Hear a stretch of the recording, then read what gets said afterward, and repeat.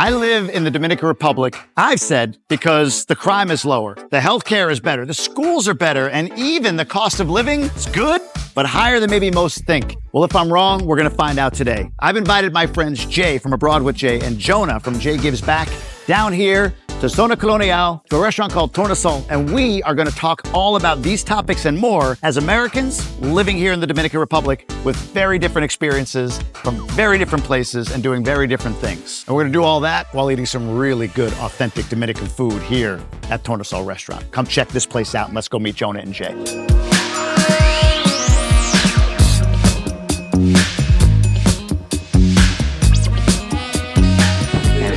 What up, what up? What's up? Good to see you. Good to see you. What's up, buddy? Good to see you. We pop in, sit down. We're going to get rolling. You're hungry? Oh, yeah, always. A little too much last night?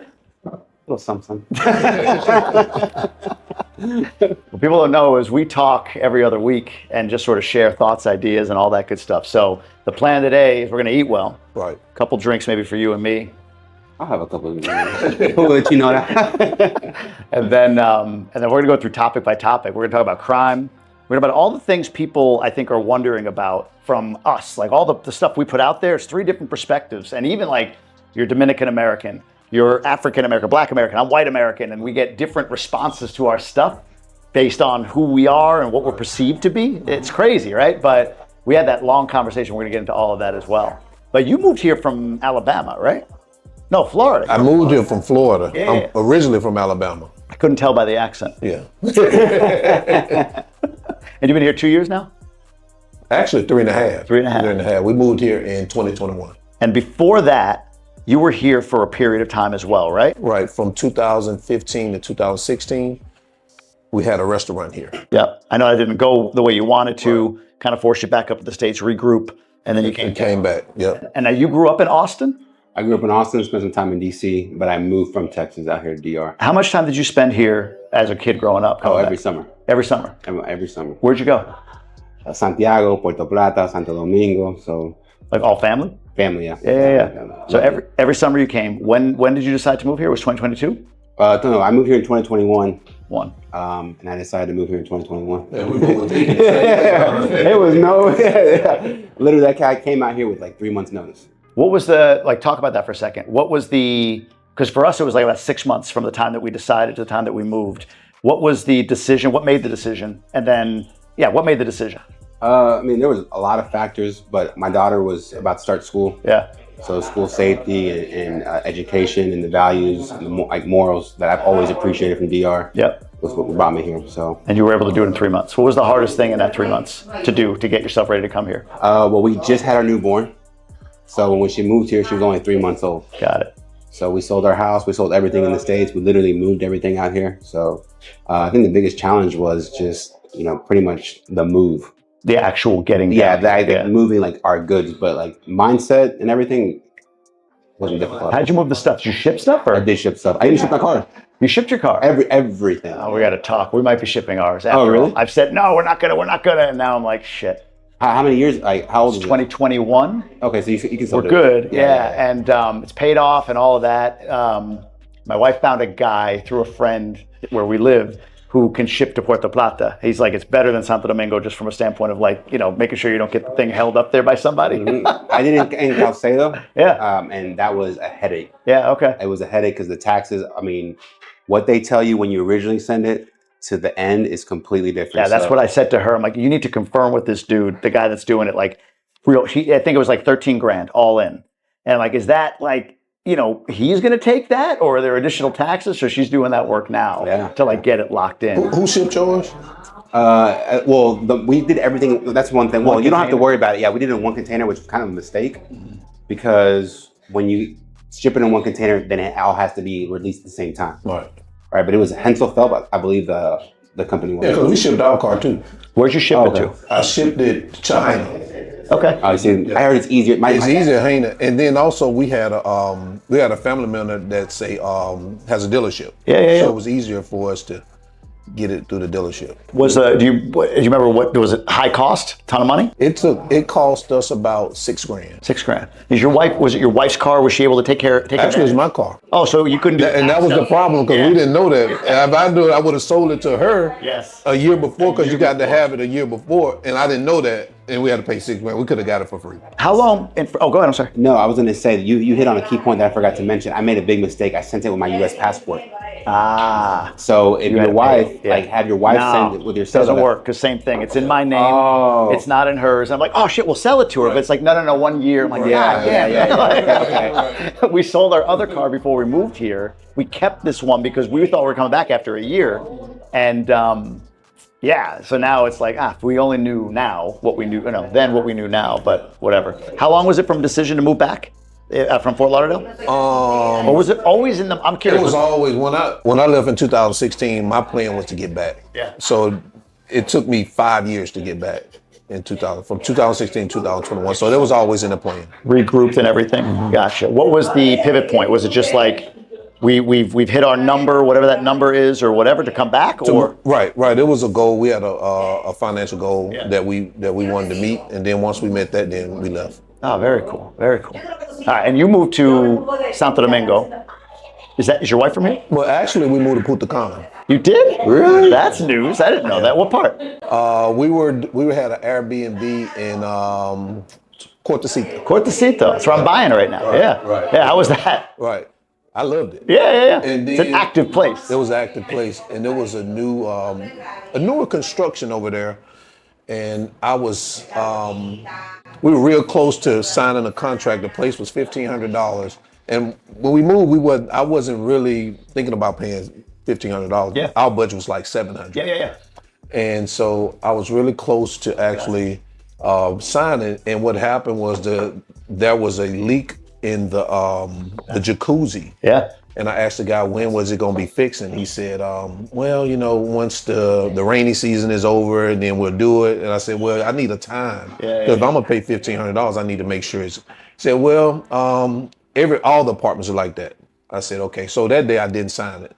My wife's mother ended up getting sick. Yeah. And so we decided to come to Santo Domingo for a while. And because we were doing Airbnb. And then once we got here, I just liked it. Soaked it up. Even though I lived there for a year before, yeah. But it was always work, home. Running a restaurant, you don't have any time. Yeah. Makes sense. All right, before we move on, what are we drinking? ¿Qué es aquí? Chinola. Fresa. Cereza. Oh, cereza cherry. Y limon. Okay, well, gents. Salud. Thank you for coming in, doing this, guys. Thanks for hosting us. Yeah, of course, man, of course. That's smooth. That's nice and smooth. See, this is one thing I do love about DR, the fresh juices out here. Yeah. I gotta give it. Fresh food, fresh juice, the whole nine, right? Yeah. All right, real quick, I didn't know this. You didn't know this about Punta Cana? No, I didn't. First. It's funny you say that, because we're gonna talk about cost of living in a little bit. People, I think there's an assumption I talk about, like, hey, cost of living, right, could be a lot higher. I think it's an assumption, like, I came planning that. Like you said, like, everything I do was like, dude, we're going to spend a third of what we live on. And then we got there, we're like, how much is it for that? Like, how much is the electric bill? Right. And then we went to a school and we're like, oh, okay, that's a little more than we thought. And the school sucked. And we're like, well, we like this school.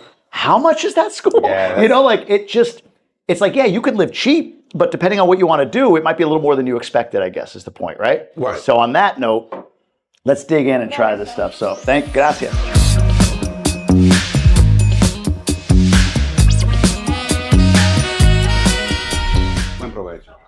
Oh, okay. I like Chivo. You're not a Chivo guy? No. And we talked about it's not the food, it's the thought of it? It's the thought of. Did you have a pet goat or something? Yeah, Billy the goat. I just,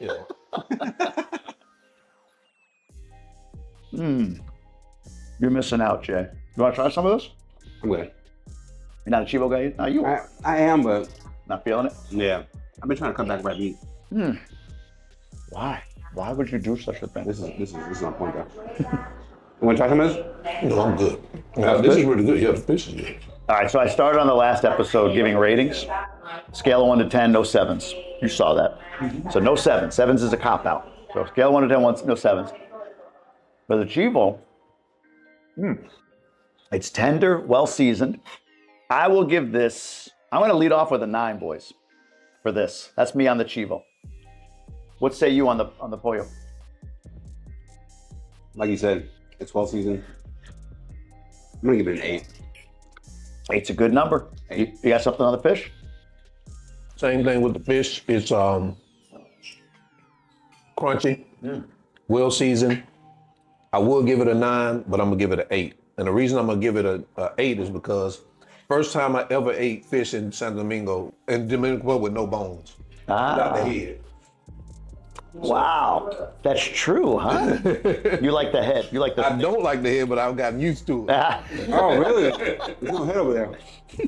Now I want my fish with a head on it. There's a bad joke in there that I'm going to leave alone. It's too easy. Too easy. That's good. All right, so you moved to Punta Cana. You came here, you fell in love with it. Do you ever think about moving back to Punta Cana? No. No. All right. And you know, while I moved to Punta Cana, I'm sure we're gonna get into it, but That's it. Go.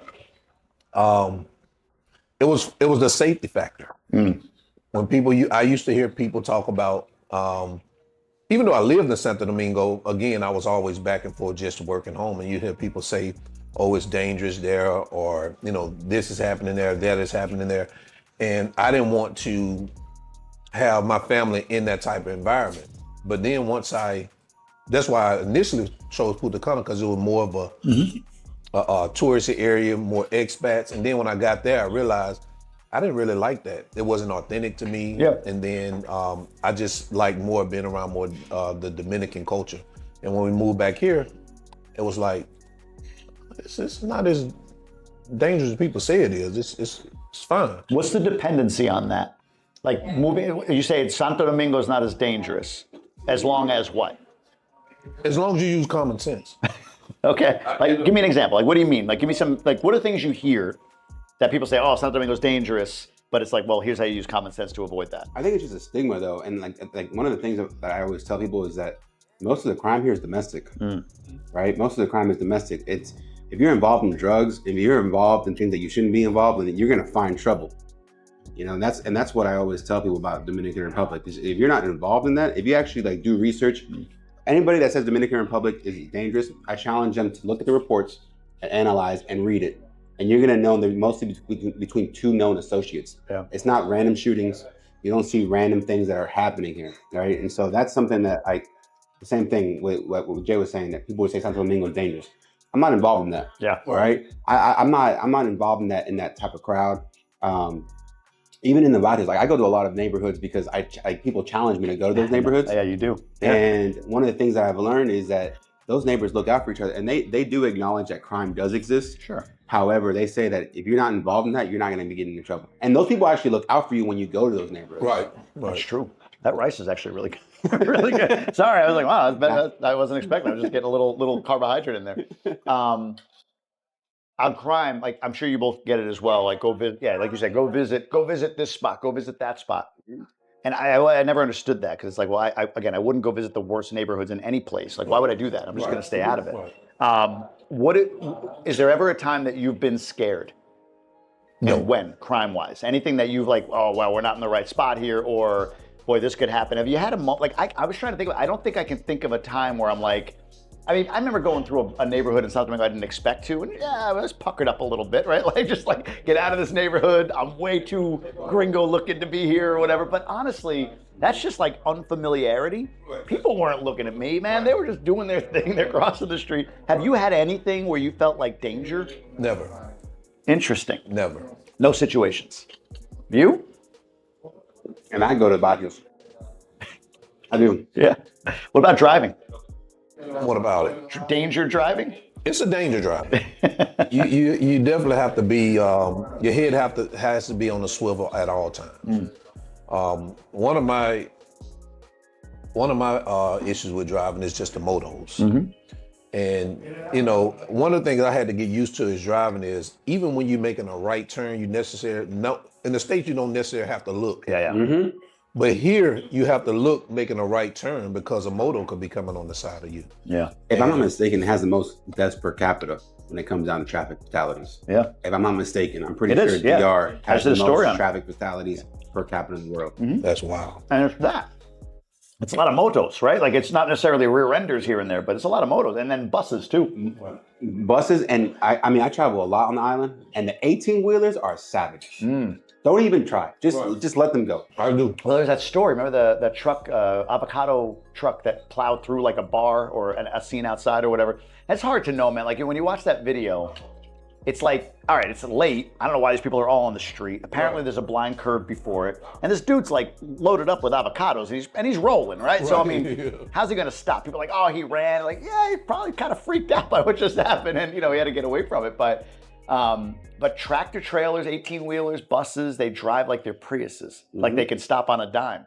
And that scares the hell out of me. I always say, like, wherever they are, they have the right of way, man. I leave them alone. Right. Let them go. And just let them pass. But that's the most danger I see is driving. Right. I don't feel danger, and maybe I'm ignorant, I don't know, but I don't feel danger walking around. I mean, just now, I went outside, there's a bunch of guys out there rolling by, loud music, you're thinking like, I don't know this area, whatever. I just throw on the video, let's do this. You did the phone thing, holding the phone out. Was that real? Did you really hold it for 30 minutes? People looking at you like you're crazy? Yeah. Actually, the videographer thought they were going to take it a couple times. Really? Why? Oh, motos going on? The motorcycles. Yeah. I was like, well, it's good on camera. Interesting. What were you, I know what you were proving there, but what did you learn from that? Did it just like validate it or was it? For me, I'm tired of the stigma that this is a dangerous country. Yeah. I'm tired of people, trying to belittle Dominican Republic, that it's crime ridden. One of the things, if you notice, if you analyze it, most Latin America, I don't know if you all saw what happened in Cancun yesterday at the resort. No. A 5-star resort. Oh, no. Someone, like cartel members gunned down somebody on the beach. Wow. And they took off on jet skis. You never hear that. You're in Punta Cana. You never hear that stuff in Punta Cana. No. You notice Dominican Republic doesn't have cartels, right? You go to Mexico, Colombia, like all these other countries. Like that's something that you have to like really. I was wondering when the first moment that one of us said something that's going to get comments flowing. I think he just said it. Oh yeah, remember you said that at my party about that, and the guy argued to death that it was cartels. No, you don't know what you're talking about. You have gangs, about. like you have like neighborhood gangs and stuff like that, but you don't have like the Sinaloa cartel. You don't have any of those cartels to like level of like Pablo Escobar or El Chapo. I'm not saying that we don't have gangs here. Let's be very clear. We do have, there's criminal activity here, right? But you don't have it to the point where you have to worry about being stopped in the middle of the road with like, guys with guns like getting out of the car. Like that exists in Mexico, that exists in Colombia, that exists in those areas. Exactly. We have friends in our school, like the parents of kids at our school, and the husband is in Mexico for work, resort transfer or whatever. He's getting one set up there. And I guess they moved there. My wife was telling me they moved there at one point and then moved back. And then neither of them are Dominican. They're Venezuelan or Colombian, I think it is. But they moved to Mexico and they were like, we got to get back. Like it's so, like it's just day-to-day life there. They feel so much danger compared to here. And I don't feel it here. Now we've all talked about like school shootings, or mass shootings as one of those things that isn't here, that doesn't exist here. Was that? I'm curious because I know what my perspective was. That like when you moved here, was that on your mind? That's what I said earlier, but my daughter's safety. Yeah. Going to school. Yeah, that was huge on my mind. Interesting. Was it on your mind moving down here? Yeah. See, it wasn't on my mind moving down here. It occurred to me after. No, for me, I grew up there and I went to school. My parents, my dad grew up here in Dominican Republic. And there was things that I saw that he would just be like, what? Like this didn't happen in Dominican Republic, right? Because a lot of people that migrate to the United States, they have like this perfect image. And a lot of people that leave, they usually come from like rural areas, right? They don't usually come from like major cities like Santo Domingo, Santiago, especially middle class and upper class. You never see them really like leaving. Yeah. And when my dad would see like the activities that would happen in school, they're like, what? Like, you don't really see like fights like in the schools here. How many times have, your kids, you would see that over there like it was normal. Yeah. It doesn't matter what like social economic class over there, things would happen. And so for me, that was definitely on the top of my priority because we were putting my daughters into school. Yeah. Schools are like prisons in the U.S. Oh, aren't they? Like just everything. Like you think about the look, the feel, the food, the what do they call it in the prison? The school buses even. Yeah. Like true. how they transport them, like the way like they sit. I mean, let's not go down this rabbit hole with me because. No, I'm with you though. But this is a big piece of it, right? Like the yard. That's what they call it in prison. Right, the yard. The yard is like like, hey, meet me by the tree after school. Like that's the yard, man. It's that's like true. I never thought about crazy that. That's shit true. happening out that's there. True. You know? Yeah. I mean, I was bullied as a 4th grader. Kids would chase me down and beat me mercifully because I moved from Long Island with a Long Island accent to upstate New York, where there's more of like a Midwest accent. And they didn't like that accent, you know? So they really? Oh my God, dude. Like every day they would beat the I used to say like, you know, let me ask you something. Like that's how my accent was. I came from Long Island, right? So I had this thick accent. You know, is that your dog? You know? Oh, interesting. And you move to a place, upstate New York is like Kentucky, man. It's like, you know, it's very, very rural. And they just didn't like the accent. But man, it was merciless, I should say. And it was like a prison yard, you know? So yeah, schools there, I don't know. Something bothers me about it, but you have a thought? Well, one of the reasons, my experience is when I was in Florida, that's when the Parkland school shooting happened. Yeah. So that's when it really kind of like the light bulb moment hit me. It was because it was really close. Even though I was in Fort Lauderdale. Actually, I was staying in Pompano, which is closer to where Parkland was, and I used to do Instacart over there too.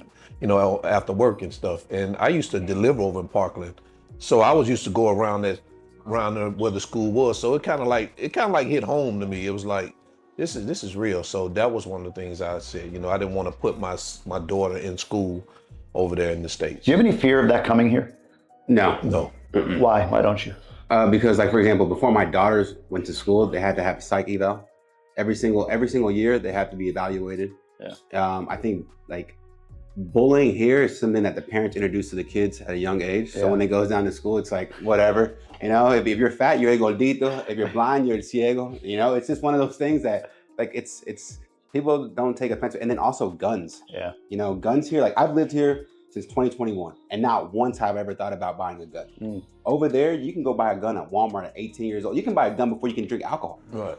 You know? And so I think it's something that it's a cultural thing over there. Yeah. Right? It's like, don't take my guns. Those are my rights. How many times have y'all heard people here talk about their rights? Yeah, I guess I haven't. I haven't. How many? Yeah. I mean, it's something that is like, it's ingrained over there. And like, you know, I feel like kids get indoctrinated when they go to school. It's like, this, like your rights, your guns and all that stuff. And here, it's like people just live life. Yeah. Exactly. That's fair. Do you have any fear of it? Hey, coming here? Yeah. No. I think the same way that Jonah think. I think it's a mindset. It's something that's in the social fabric in the United States that's not here in the Dominican Republic. Yeah. I think that's the thing that occurs to me. Like I see the way people treat kids here as if they are, next level beings. I don't know if you guys have that experience, but like kids are. We go to a restaurant, man, like the waiter, the whatever, like the kid is everything. You go anywhere, like the kids are everything. And even like pregnant women. And older people. Older people, right? Like there's just this sort of respect. And then on the other side of that, when we went back to the States, it was really, really jarring. We went for the whole month of August. Nobody was out of their damn house. Like we didn't see our neighbors. No bullshit. The day we arrived, day 1 of 30, our neighbor picked us up. Amazing. Hey, everybody. We didn't see the neighbors again until day 30 when we left. We had a little like picnic or whatever in the cul-de-sac, right? At the day we left. In the middle we tried, and it's nothing against the neighbors. Like, they're just busy, they're working, whatever. And the kids, sorry, we just got home. The kids got it. Our kids didn't leave the house, it felt like, right? They're on their, so there's no connectedness. So that's just to kind of touch on that with the safety. It's interesting you say that because when people say danger, right? My question is, why do you see so many people in the colmado? Why do you see so many people out here on the streets? Why do you see the kids? You don't see people in this. It's lonely. It's isolated, right? Yeah. And like we need that human interaction. 100%. And so it's one of the things that I've truly valued about the Dominican culture. Yeah. Right. I always tell people I fell in love with Dominican Republic when they had no water, no power at my grandma's house, where I had to learn how to, get creative. I didn't have an iPad. I didn't have TV. Right. I was able to talk to the older, like to the elders. And you notice kids here that are younger, they have conversations with adults. Yep. Where over there, it's like, it's weird that you're talking to an adult. It's weird, whatever. It's like division. Yeah. And whereas here, it's normal. It's part of the culture. And I appreciate that. And that's something that I always held true to my heart. And I value about DR. Yeah. Which is why I don't think that stuff will happen, because here, like I said at the beginning, the values still exist here. Yeah, 100%. Next segment, we're going to dive in I think there's some more food coming out though, so we're going to get to the next round of food. We're going to dive into healthcare because we've all had experiences with the healthcare system. We've been able to test it, maybe against our will, right. Maybe voluntarily for some. So I'd love to hear stories and thoughts on healthcare because again, I think we talk about crime, talk about schools. Those are a couple of topics that people are always curious about. Like if I move my family there, and I think we're the same. My following, people that are watching this, are Dominican diaspora. Like a lot of people think it's like a whole bunch of Americans like, no, man, they're not. They're not following this. It's Dominican diaspora who are saying, hey, I want to repatriate. They're you. So my wife, right? Your wife, that's who they are. So I think it's really important to dive into these topics and just share, like not just me, like you see my channel, I talk about this stuff, you agree, disagree, but that's what this is all about. So next topic, you ready? No. Cool. No, I was in thinking about, I should have said something on the crime piece, because when we say that it's safer, I think people get it misunderstood that we believe that it's no crime here when you say it's safer. Because I've made videos that said I feel safer here in the United States than I do there. And the first thing that I get in the comment section is that there's crime there. And I don't think people understand. It's like if I said, how big is your house? Here? No, yeah, in Punta Cana. I don't know. 1,500 square feet? 150 square meters, yeah. Square meters. So if I said your house is bigger than my house, doesn't mean my house is small. Right, yeah. It doesn't mean that. Yeah. It just means that your house is bigger than my house. Yeah. And I think when we say that where we feel safer, they think that it's no crime, and it's not that. 100%. So yeah, like I said, healthcare, cost of living, expats, immigrants, best spots to visit, and then haters. I can't wait for the haters topic. I got into it with a guy, but like I got this DM from a guy yesterday. Actually, I got a few different DMs. You know what's crazy? You know what's funny? Like these aren't haters. This isn't a hater, but I do these Ask Me Anythings on Instagram, and then I'll do stories on them or whatever. And somebody said, $500,000 in Cap Cana, am I being gouged? And I'm like, I mean, where is it? Like, I don't know. He said 5 to 6 minutes from the beach.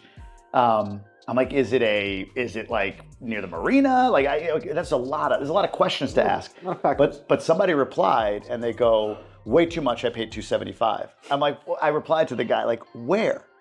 Oh, well, I'm like, yeah, all right. Well, where you are is a very different place than where this is. So I always find like, on a lot of these discussions, there's like a knee jerk of people that follow, like a knee jerk of like, you know, there's like a binary. I even reply to some people, they'd be like, oh, that's too much. I'm like, how do you know? Right. Like, I was like, how do you know that just based on this much information? Right? There's a lot of other variables. I don't know.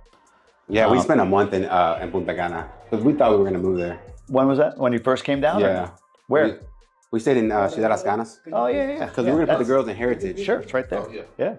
It was like, man, there was like no cell phone reception. Really? Yeah, there was none there. Oh, that's improved over the last couple of years. But wow, that's crazy. Especially there, that's crazy. Yeah. I mean, that's, because I think they had like their own internet provider there. Inside Cap Cana. Yeah. They have their own electric too. They own the electric. Yeah. So, but it was just so hard for me to adapt there. Yeah. Well, because Las Canas too, like, from a family perspective, it's probably the best option because Heritage is right there. But there's, I don't know, unless you saw it, there's still not a lot of like kids outside and doing things there. I mean, you would see it, but like not. I mean, you would like. So we actually we were gonna buy in Punta Cana Village. We had like contract, everything, and then like the person that was selling just kind of like started being like a little sketch. Yeah.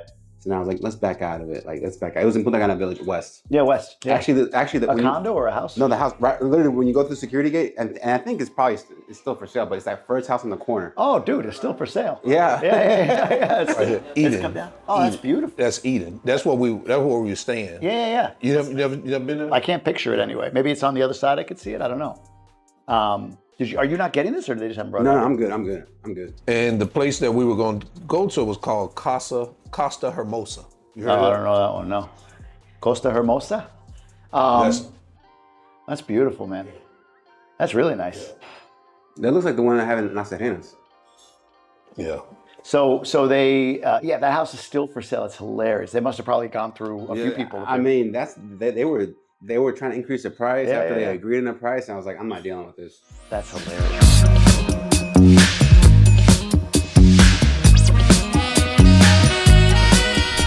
All right, gentlemen. Buen provecho. But I use these beans on the rice. Yeah, it would have been nice, right? Right. Yeah, exactly. What would you do with them? I'm not going to put them in here. Yeah, no, I'm just gonna try. Just going to eat the beans separately, I guess. So now we have some carne molida. We have a salad with tuna, and then the classic habichuela. That's good. Yeah, the habichuela is good. Is it good? I haven't started beans yet. You good? Yeah. Very good, man. Always good. This poor guy, man. He was late to the last one. He's always on time. I'm always late. I roasted him. I saw him. Yeah, the whole time. Like, he's always gonna be late. Even today. You say because I was late. Jimmy killed me that day. Man, see, I understand if you're late here because of the traffic, but I'm going like, Yeah. What did happen? Cakewalk. What was that? What happened? I told you the place where Oh, that's right. The airport. Yeah. I remember you telling me. And they got late with what I was doing. That's right. They like 2 hours late. Whatever, man. Oh my God. oh wow, Is this Locrio? yeah, Ay, Dios mío. yeah. That's Stop eating. Locrio. Con cerdo? Gracias. Locrio is my favorite Dominican dish. Mine Yeah. too. Yours too? See, do people give you shit for that? Some people are like, that's it, Locrio? Of all the things, Locrio? Yeah. I love Locrio. I think it's amazing. Gotta get my I knife. can do it with pollo. You like it with chicken? Is that what you're saying? Yeah, I don't do pork. At all? I had to cut it out. Good for you, man. Why? What happened? Oh, I got sick. We're eating right now. I don't- We're gonna get into healthcare in a second, so. No, I can't give up pork. Me neither. Man, I eat a pig's ass. They cook it right. That was full on Southern right there. That was one of those Southern sayings right there. That was bam. I love it. That was Bama. Did you end up watching that game the other day when I texted you? Man, they almost lost. Alabama? They almost came. Georgia came back. Georgia, right? Yeah. Georgia came back and almost, dude. I couldn't believe it. But y'all passed it. Y'all number one now. Really? Yeah, I'm pissed. All right, we gotta give ratings. I'm gonna start. The Locrio, for me, is a 9.5. Really good. The beef, my least favorite thing right now. I'm gonna give that a 6, but it's good, but it's my least favorite. So when I'm comparing now, you said you didn't want to eat anymore. You're eating more. That's my rating. I mean, the habichuela is good, the beans are good. I don't know how to rate beans, but Locrio, I'll give it a 9.5. That I'll give a 6. You have a thought? Locrio is always going to be high on the list for me. Me too. I just love Locrio. Yep. The beans definitely are good. I love the beans. The Carne Molida. Well, let me rate it. This is a 9. The beans, 9. The Carne Molida, I'll put it like maybe like a 6. Okay, can't do 7s. Well, I can't do 7. You can go 6.5 if you want. 6.5. There you go. Yeah, it's good. You have enough there? Or Yeah, I'm to, good. to try it, I mean? Yeah. To rate it? I give the beans like a 9. The beans are good. I actually give the carne molida like an 8. You like it? Yeah, It's I'm good. a fan of carne molida. Yeah. If I could give 7s, I'd give it a 7. Yeah. The tostones, 10. Want some? Yeah, I do. Although, I probably should stop. This is the hardest thing about living here, man. God, you can eat. You know? Yeah. That's such good food. Well, while we put fried plantains and pork and beef in our mouth, it's a good time to talk about healthcare. So, I think we would agree on this. Tell me if I'm wrong. There's a distinction between the public healthcare system and the private healthcare system. Anyone disagree with that? Like, you don't want to go to the public system if you don't have to. Right. You want to prioritize private. I've said that I don't like going with like international insurances, or when hospital groups here say, oh, they accept Aetna or Blue Cross or whatever. I'm like, I don't care. I'm buying local insurance. Any disagreement on that? Oh, I have Humano. Me too. Yeah. Yeah. You as well? No disagreement. No, I don't have Humana. I got Universal. Universal. Yeah, those are the two biggies, right? Humana and Universal. But no disagreement on that. So you see it the same way. Like, yeah, get local insurance. What's your reason? To be honest with you, I just got local insurance because I moved here. I'm in Dominican Republic. I got local insurance. But when I heard your reason in one of your videos, when you said if it's an emergency and you saw Aetna or one of these, they have to figure out if they take that insurance. Yeah. And that can make it be a life or death situation. It could be, right? Yeah. So for that reason. That's my reason. You? Yeah, no, for me, it was just, I was here and I just used the same thing. I mean, same with what y'all were saying. Yeah, I still keep my insurance. I have a policy in the States under what's called a health share. Do you know what a health share is? It's like a healthcare co-op. So it's you pay into like a pool of money, and then you agree on an amount that you are going to pay out of pocket for treatment. And then after a certain amount, the rest of it is shared. It looks like, feels like, smells like insurance. It's not. So there's different laws. Like insurance has certain laws that govern it. Like they can deny pre-existing conditions in a health share, for instance.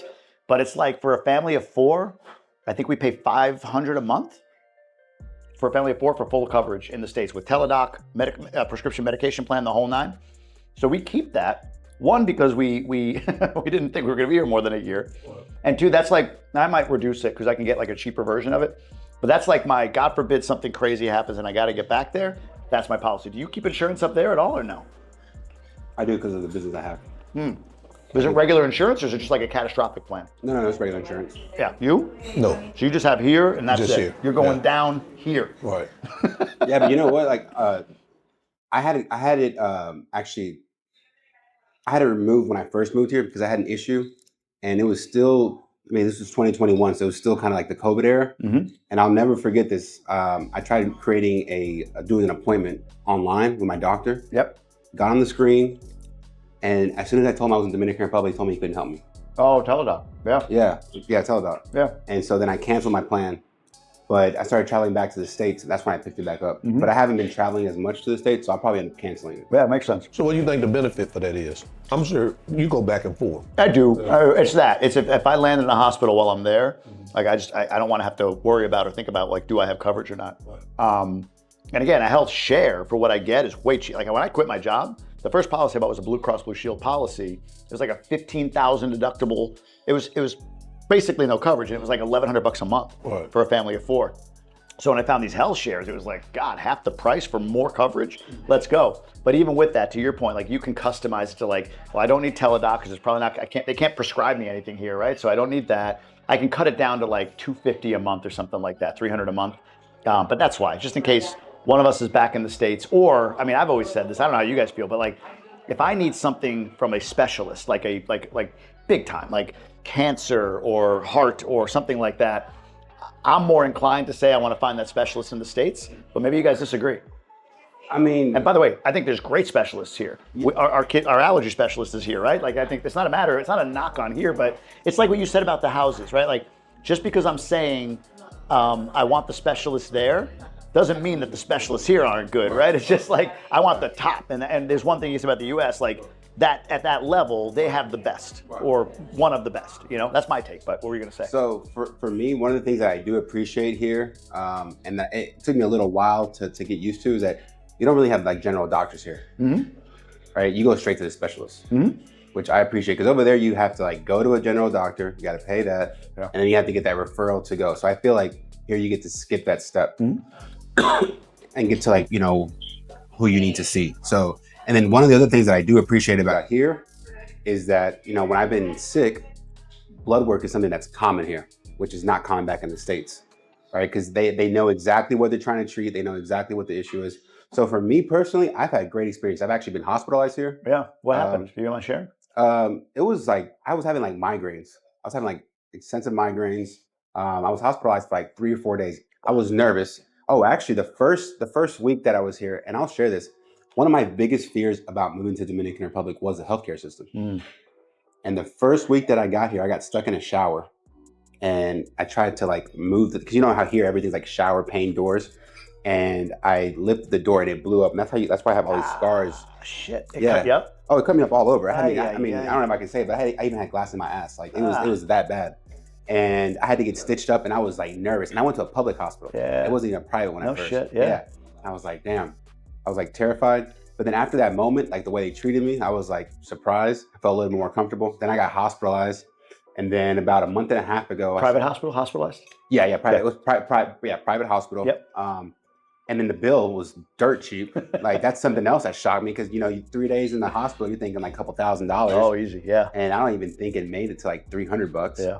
And then about a month and a half ago, I started having like respiratory problems. That was a reel that I posted about like this is what a clinic looks like here in Dominican Republic. People started going crazy. They're like, oh, that's a private hospital. That's not a public hospital. But it's like what you said, like the reason why I post what I post is to show people that we do have private hospitals that are well equipped, that do have like the technology and the resources to be able to accommodate should you have something, right? Because people think that if you get sick here, you're automatically like dead. Mm-hmm. And so that's why I share those things. It's not to like discredit or to like act blind about those public hospitals. Sure. However, for like you said, me being a Dominican American, when my parents left like 40 years ago, these hospitals didn't exist really, right? You didn't have those tools. You didn't have those doctors. And so I'm proud that we've made that progress, which is why I show what I show. And another thing that for me, that I always tell people is like people like to criticize the healthcare system here, yet they don't realize the damage that the food over there does to them. Oh, no kidding. Which causes a lot of the diseases and illnesses that put you in the hospital over there. Not to mention like big pharma and pharmaceutical companies. You seeing the stuff that's coming out? Callie Means, what's his wife's name or sister's name? Do you know these people that like food? He used to work for like Coca-Cola and he kind of like turned on it. Like I've seen like the other side. Like He's gotten a huge raise. He's been on Rogan, all these different shows. But they just testified in front of Congress and they went through like, these are Doritos in like Canada. They're colored with beets.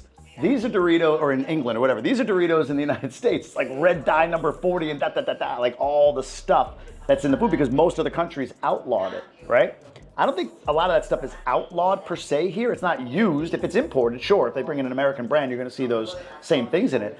But the food here is just, for me at least, like this. It's fresh. I did that month in the United States and I came back feeling like disgusting. You know what I mean? Like something. And my wife was saying, like, maybe are we being too like airy-fairy? Oh, DR is so much better. We love DR. Yay. But the food, like, we could feel it, man. Look, I'm gonna tell you right now, when you go and you see that watermelons over there don't have seeds, when you see that the food over there doesn't have seeds, like you start to question yourself, where does it come from? Yeah. And when they're lab grown, you don't even have the nutrition.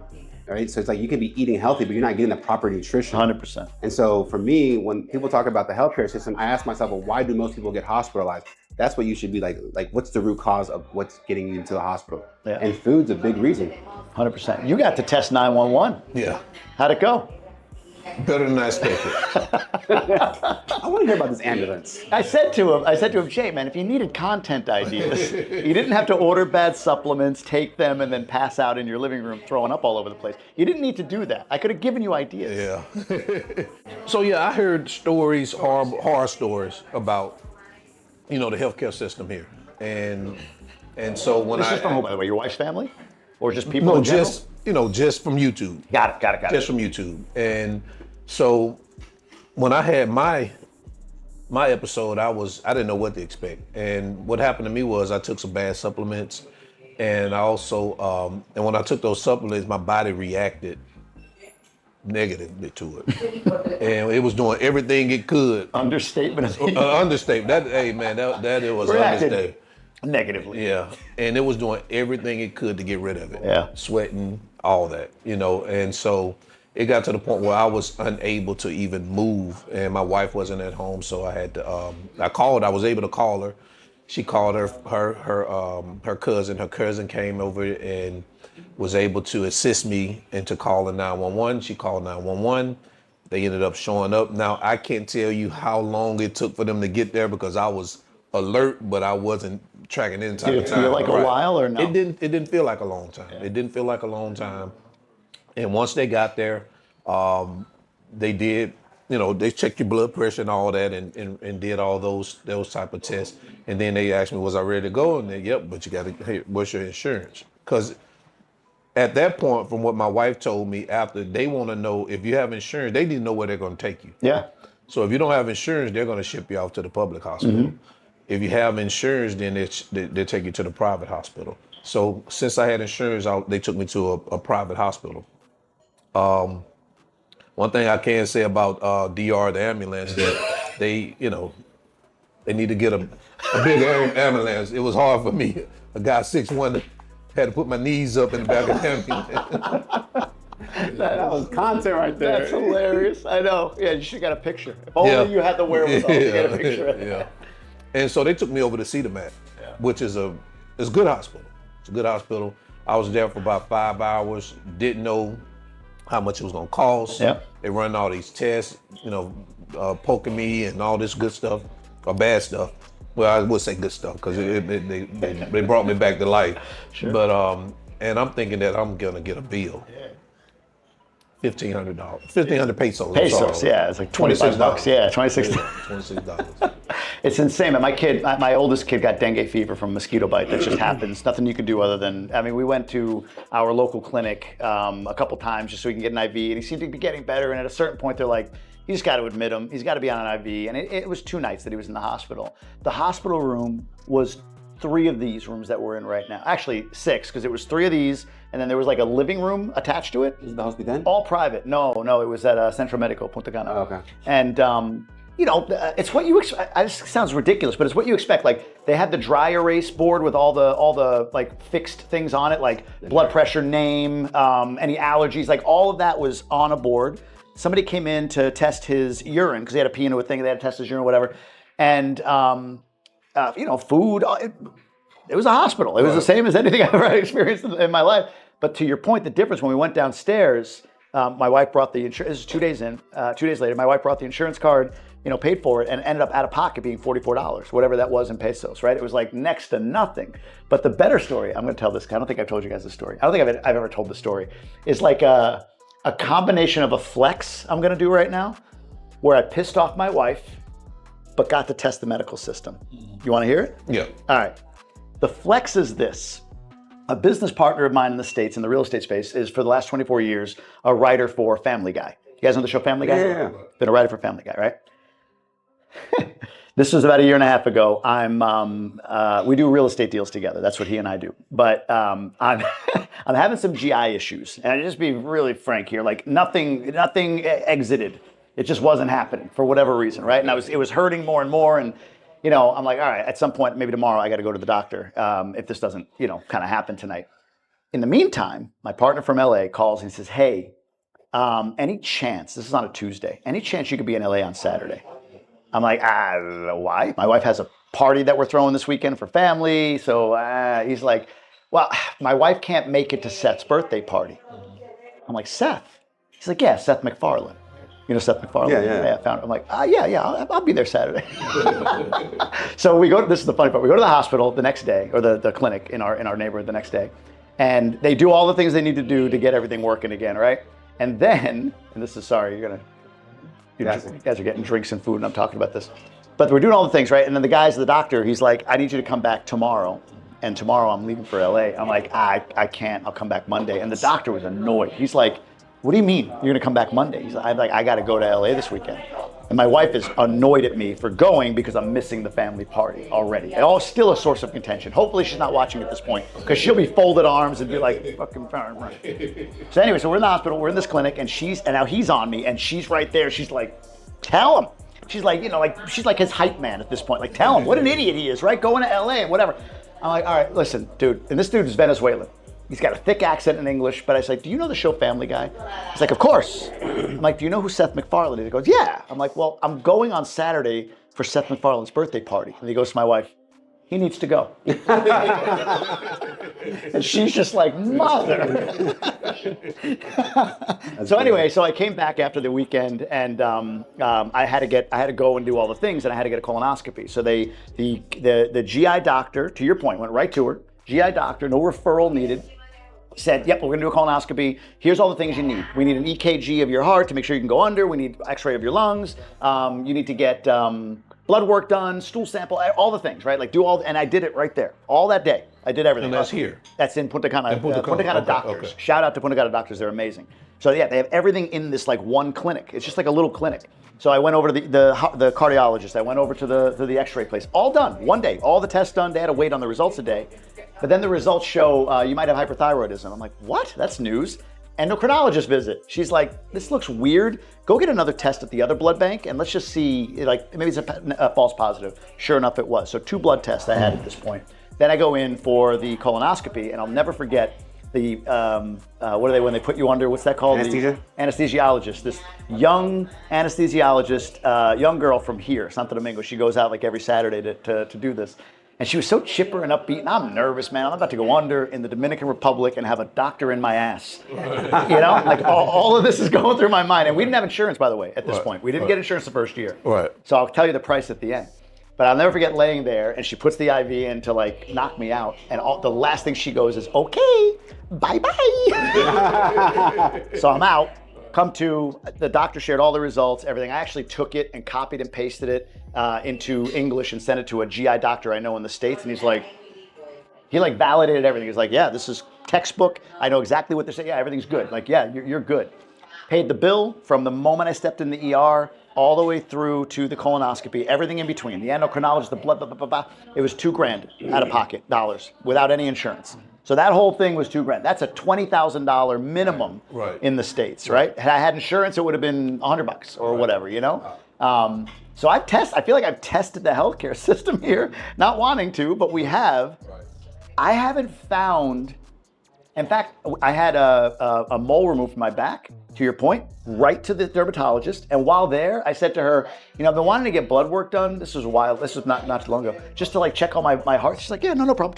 There you go. Just gave it to me. I'd have to go back to my primary for that in the States. Yeah, that's what I mean. And I can text my doctors. I was waiting for you to finish. That's another thing that I like. I text them. I have my doctors like in WhatsApp. WhatsApp, yeah. You know, hey, look, I'm not feeling it, whatever. Boom, boom, boom. The same thing with my daughter's pediatrician.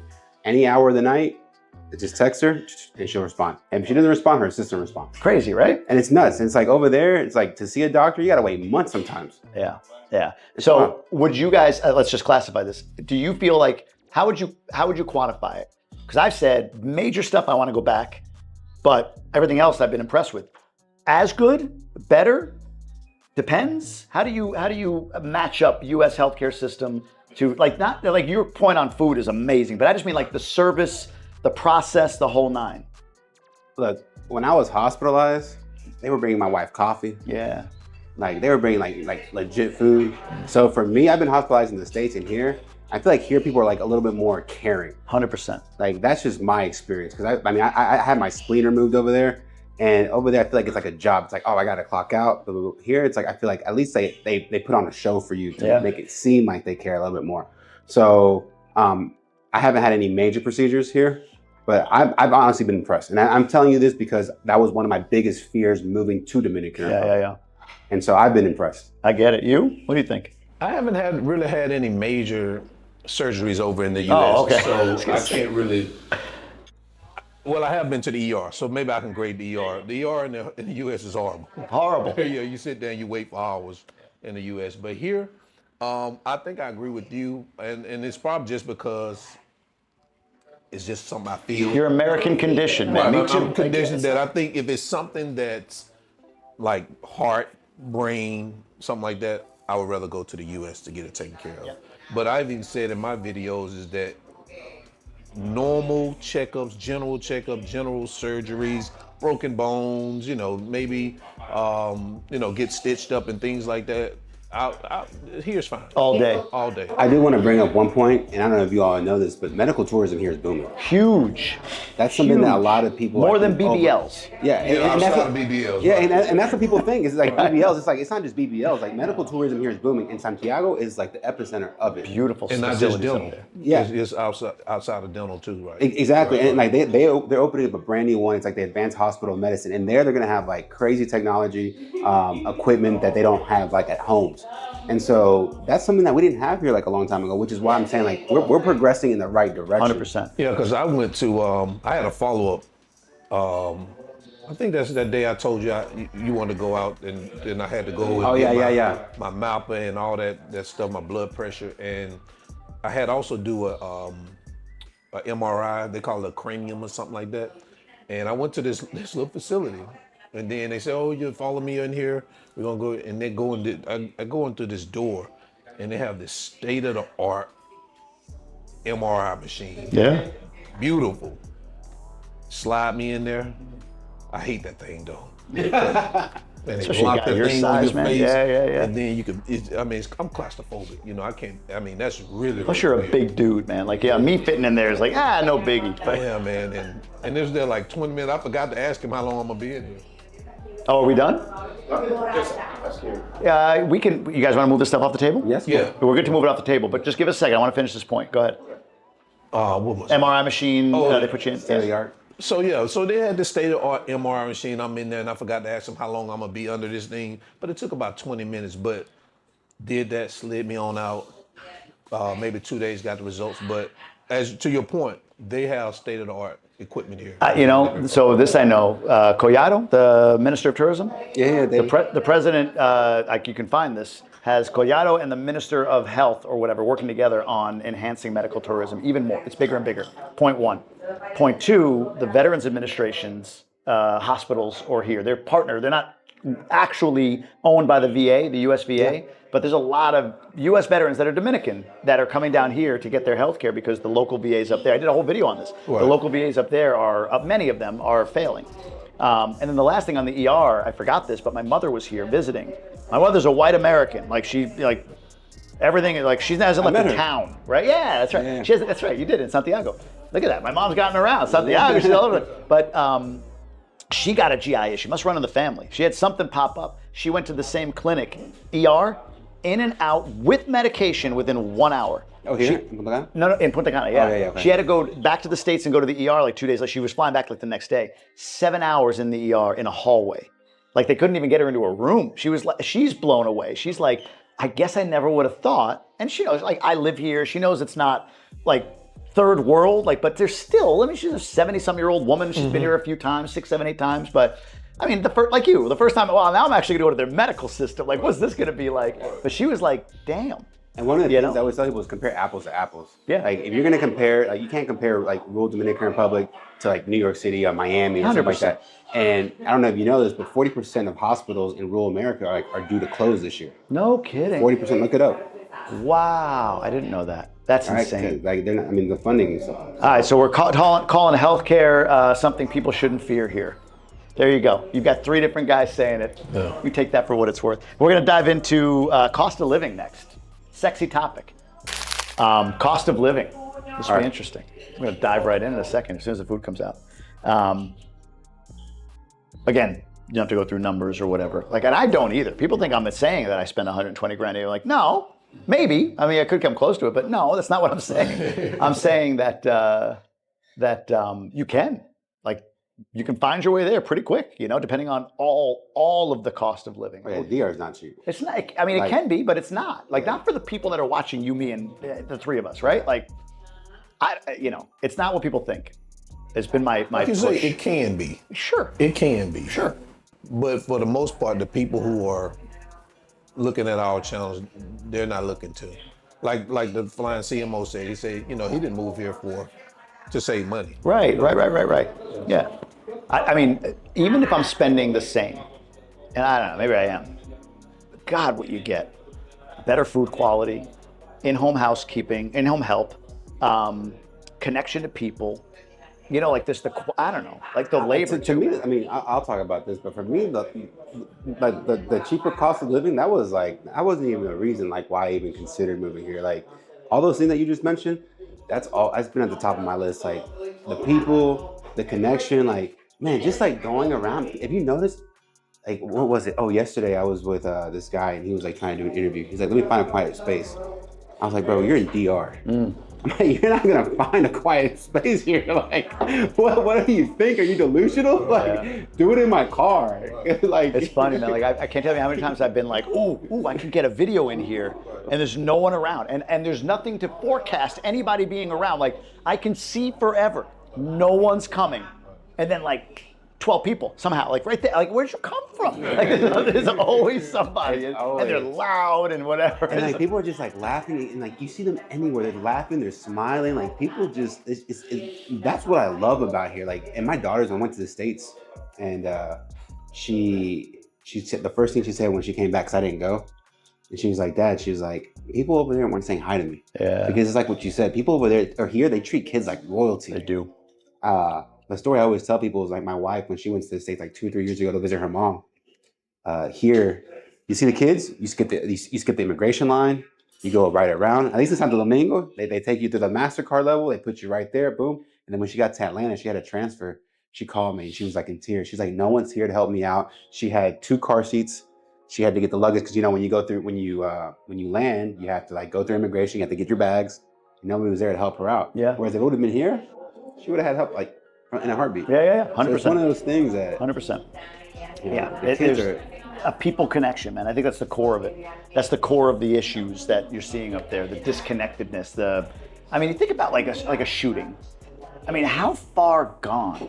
Like, all right, so you get mad, all right, and you have these thoughts. We all have it. Like, man, I like to punch that guy in the face. Right? All right, I'm going to shoot this guy. You're 12, 14 years old, and sure. And then you go like, no, I'm serious, and I go get the gun. Right? I go get it and I put it in a bag.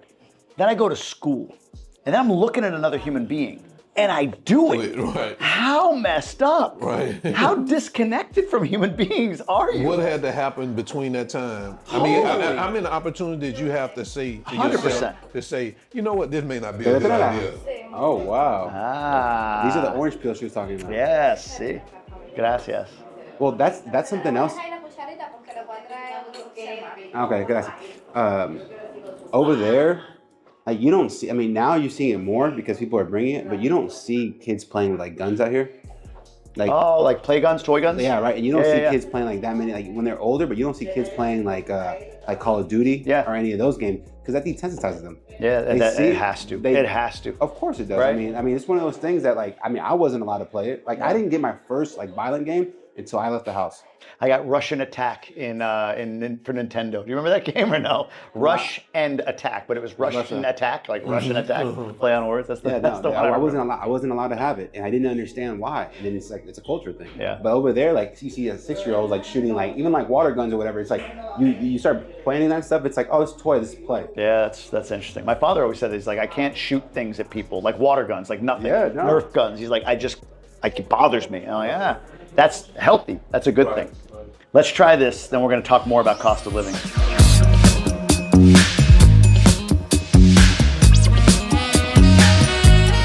Again, that was some good candid stuff. Let's leave that in. We didn't plan on it, but that was a really good discussion. Was it good? This is 10.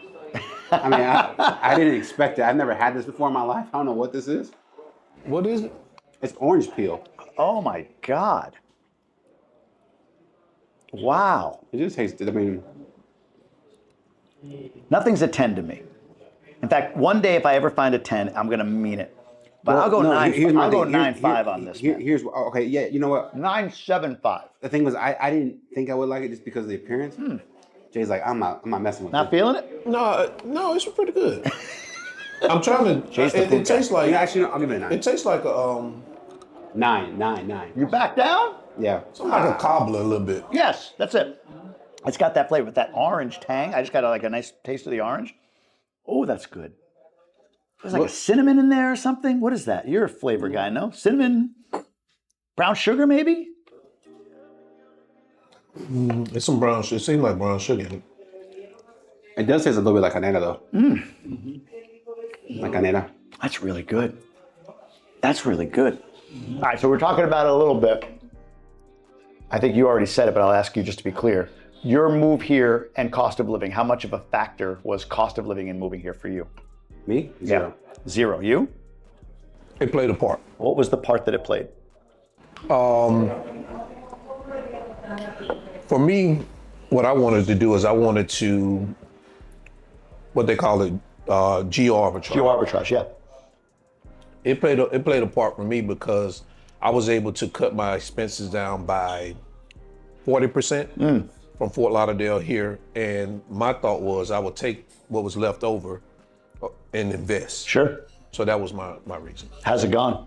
Good. Good. Yeah. So you've been able to execute that plan? Yes. Are you spending as much as you thought, more or less? Overall.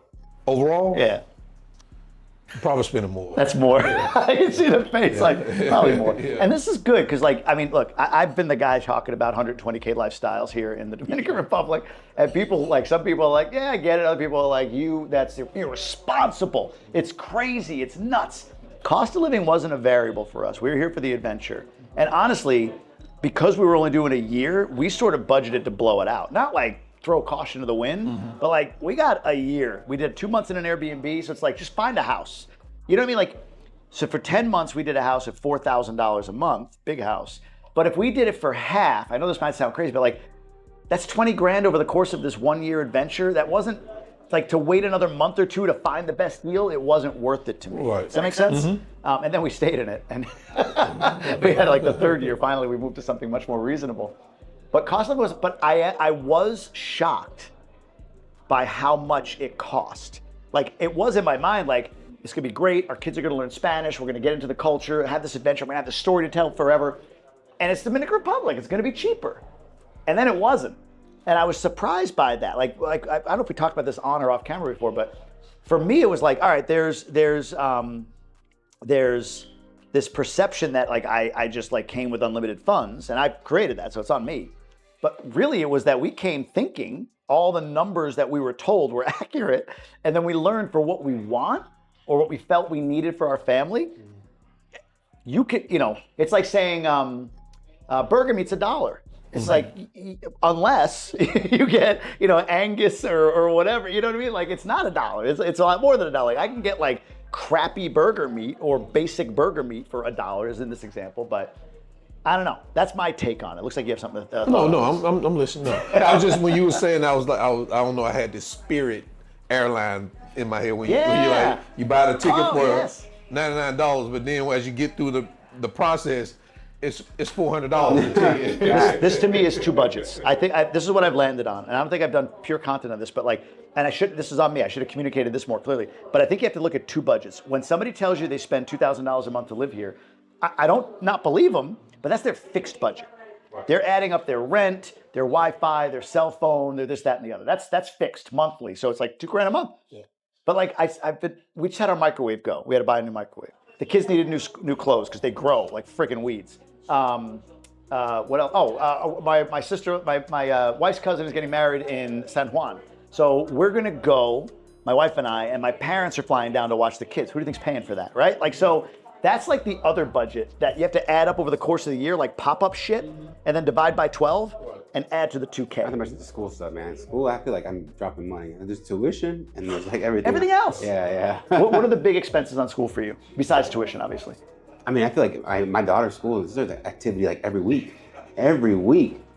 I'm doing homework every night. That got me out of it. But look, I make these jokes, but the Christmas pageant, is it the same at your school? It's blown out for us. We don't have a Christmas pageant. We have a Christmas, it's not a pageant, but it's they're using the wrong word. Parade. We have a parade around the neighborhood. Mañanita. Nah, we did it at the Hard Rock. At the theater at the Hard Rock. Wow, yeah. They're bringing hors d'oeuvres around all night. Your kid's school? No, my daughter takes class online. Smart. I'm too hoity-toity with my school, I guess. But we didn't expect that. And there's you got to buy this outfit for their performance and da-da-da-da that they're doing on stage. Food, clothing, supplies. Does your tuition come with any supplies? No, we have to buy everything. Yeah, which it's a love-hate relationship though, because for me, you have to buy everything and it all goes towards the class. Yeah. Because in the States, I feel bad because teachers get paid poorly and then they expected to actually fund that for the kids. Right. So for me, it's okay, the tuition, and I don't mind it because I know teachers aren't getting paid top dollar. Sure. But I mean, we do have a lot of additional expenses. Yeah. Our tuition, I think, for two kids is $17,000 for the year. And then I just say round up to that would be what would that be $1,500-1,600 a month? Yeah. I just round up to $2,000. Yeah. If I'm thinking about budget on it, I just round up for uniforms and all the other things. When it comes down to budget, I have a different take. I have a different take. This is good. So one is for those who are moving here, right? And I like to call it, I always say, the parallel move. we want to like maintain our lifestyle that we had in the States. We're not going to move anywhere else. Like I'm not going to move from Texas to California and try to like, regress. I always want to try to either stay the same or progress. Yeah. Right. The same thing here in Dominican Republic. So I think that our perspective is a little different. However, when I see the impact that it has, because we're talking in dollars to the locals. Yeah. Sometimes that's one topic I don't really talk about much on my channel because I don't want to be disrespectful to the locals for making it pesos, right? So when it comes down to the cost of living, it's a lot more expensive than I thought. Yeah. Making dollars, because I do recognize that I'm privileged. I do make that. However, for me to say that $2,000 is nothing when most of the people here right now are making maybe 40, 50,000 pesos a month, is almost a slap in the face, because we're increasing the cost of living by saying that you can live off $2,000 a month when most people here don't make $2,000, right? So for me, it's a little bit more of a touchy subject because I think about it. I have family that makes pesos. Sure. I have friends that live here that make pesos, and I've been in uncomfortable situations where like, dude, like you're it's like a slap in the face to us. And I never saw it like that, right? Because I feel like I earned what I have. Sure. Right. And I shouldn't be taken away. But at the same time, it's happening. I mean, it's not just happening here. It's happening in Mexico as well. Sure. It's happening in Colombia. It's happening in different parts of the world. So that's one of the topics that I don't like on my social media that I personally don't talk about, because I feel like it's more. I don't want to continue increasing the cost of living for the locals. I don't want to displace them, because all three of us in here we're fortunate to earn the salaries that we earn and make it. It is a lot more expensive than what I thought, but that's just my take. Yeah, no, I get that. Any thoughts on any of this? I think the cost of living here is I think what you said, it can be expensive or it can be cheap. It just depends. I think the levels of the different levels you can live here are vast. You can live off on $500 a month, or you can live on $5,000 a month. Yeah. And for me, I do have a when you said my fixed overhead is about $2,500. Is what it costs for me, all my overhead and everything. Sure. But of course, throughout the year, I'm spending way more than that over the year. See, my fixed would be without school. My fixed would be closer, 35 maybe, something like that. School blows it up, but then there's all these other things that pop up. Right. That's the part that I guess I haven't appreciated when people are like, you can live on 2,000 a month. It's like, yes. However, there's things that just pop up, birthday party, whatever it might be, right, for kids. Birthday parties. Tons of them, man. Birthday parties. Every weekend. Yeah, birthday parties. Every weekend. God bless. So your daughter does an online school. Is it a U.S. accredited school? Yes. That's what she does? So she's able to just do that there? Right. People might ask, how does she socialize? After school type activities, or does she have soccer or baseball? Well, she was doing gymnastics. Gymnastics. And she also, she was doing no social in there, but she does online coding. But now I'm thinking about taking her out of the coding that she's doing online and putting her in one here. Coding academy or something like that. Yeah. That makes sense. That's an interesting perspective on the dollars. I get a lot of pushback on that topic, obviously, because of, from people, from followers. And look, and it's not to No. It's a privilege thing that we have. Yeah. We're privileged to be able to make that. But at the same time, it's like what you said. That doesn't mean that Dominicans can't be successful here, because there's a lot of successful entrepreneurs here. Because people, one of the comments I got today was, oh, it's good to live in DR off dollars. Yeah, right? 100%. It is, right? Yes. However, I know so many Dominicans here that have never lived in the U.S., that have their businesses here, and that are extremely successful. Yeah. Right? And I do believe that Dominican dream is alive. I do believe that, the economy's thriving. If you want to start a business, you can start a business here. You can be successful without having to leave. But one of the things that I just like to kind of stay away from, that's just me personally. No. I appreciate that. Yeah. I just don't want it to keep increasing, because I don't want my people to be affected by it, because we have people that are coming over here and being like, oh yeah, it's cheap. I make $200,000 a year. Right. And so that's just my point of view. Yeah. I know you and I spoke, and I don't know, we spoke and we probably felt the same way about, sometimes they make you feel uncomfortable or feel bad, should I say, because you live above the average of a normal Dominican. That's the part that I feel what you're saying when you say that you don't want to them to feel bad, the locals to feel bad because you're making dollars. But people online try to shame you a little bit for living a decent life here. And what's funny to me is, and I was talking with my wife the other day, and it's like when you're in the U.S., or at least where I'm from. I'm from the hood. When you make it out of the hood, they congratulate you. Hey man, you moving on up. Go get your house. You're in the suburbs or wherever you're at, downtown, wherever. But here is like, and it's not coming from the locals, but just coming from other Americans. When you come here, it seems like you're supposed to be transitioning backwards. Yes. That you're supposed to stay amongst the people. And when they say stay amongst the people, I don't even know what that means anymore, because I live amongst the people. Just the people I live amongst have a better quality of life. Great point. So there's a few things in here. And again, look, this could come across as like you have no idea, meaning me, like, white American guy and all that stuff. I did a post recently about the St. Regis opening in Cap Cana. And somebody immediately replied like, they're making it so expensive. And I was like, no, but it's in Cap Cana. Right, like to me, like you live in Naco Piantini, I live in Punta Cana Village. Like that was there and wealthy before you or I got there, right? Now, if I moved in my area, Verón or Friusa, and decided to build something, and like that's complete total gentrification. Definitely, our presence here raises prices for communities that are adjacent to us, just generally, right? Like I know my cleaning lady's rent has gone up a touch. Now, in dollars, it's not a lot, but for her, it's a lot, right? Obviously, whatever, $10 a month or whatever, it's a lot.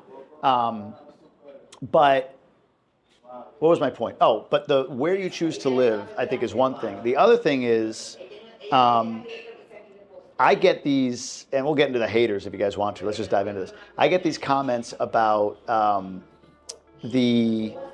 the normal Dominican, like the normal Dominican. And my issue with it is, and this, maybe you're the best one to speak on this, and I'll just throw it out to you. Like when you think about the normal American, what do you think? It's like that, this kind of middle class, hardworking, doing well, owns a home, yada, yada, yada. Well, the bank owns it, but. Well, fair. But when people say the normal Dominican, they're talking like, I feel like they're talking down. Exactly. Like it's like, what is a normal Dominican to you? Like, and I get it because there's a lot of poverty, more than in a country like the United States. But that normal Dominican thing, just to add on to this, one dude just messaged me like, you live in Punta Cana, that's not the Dominican. I'm like, is the Upper West Side of Manhattan not the United States? Right? Like, yeah. I get that Punta Cana is unique and it's a bubble, no doubt. I exit the bubble whenever I do to get out of it and come here, go to Santiago, whatever it might be. But I hate the idea, looking around my neighborhood where 70, 80% are Dominicans. Right. Successful I pay a Dominican landlord. I tip Dominican waiters. I go to Dominican-owned restaurants, right? Like, I hate the idea that somebody's saying that that's not the Dominican, or that normal Dominicans are synonymous with like poor. I'm the only American in my building. Yeah, me. I'm the only American in my building, and I used to say normal Dominicans too, until I really got over here and I looked around. I'm like, these are normal Dominicans. What do you mean? But I think that goes back to what I was saying earlier with propaganda. It's like they want to keep Dominican Republic as if it's like they define they. Who's they? The haters. Who are the haters though? The haters can be. I mean, they could be anybody who wants to keep Dominican Republic. No, but who are they? Like, who are the people that you believe that? Where are they, and who are they? Okay, so for me personally, I'll talk about my perspective in my comments. A lot of them come from Dominican Americans who have left the island, and most of them have Dominican flags in their profile. I always say this.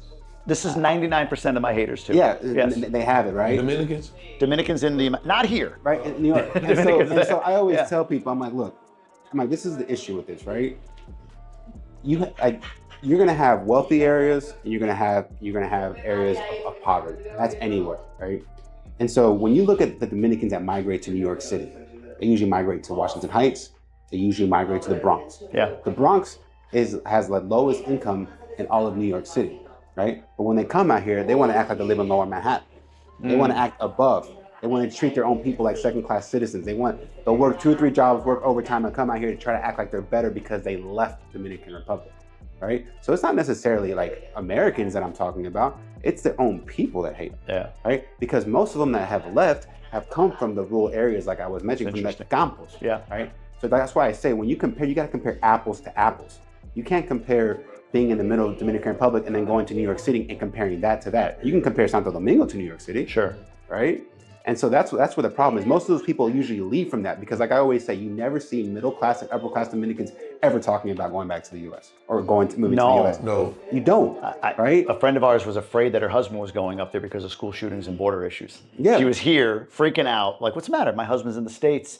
God, these shootings, border issues. It's like, So when you actually like analyze it, like I mean, by where we live, those Dominicans are comfortable. Like in your building, you say the only one. They have service, someone that cooks. You think they're gonna go back to this? You think they're gonna go to the States to like struggle and have to do their laundry and cook? Yeah. Right? And those are Dominicans who are entrepreneurs here, right?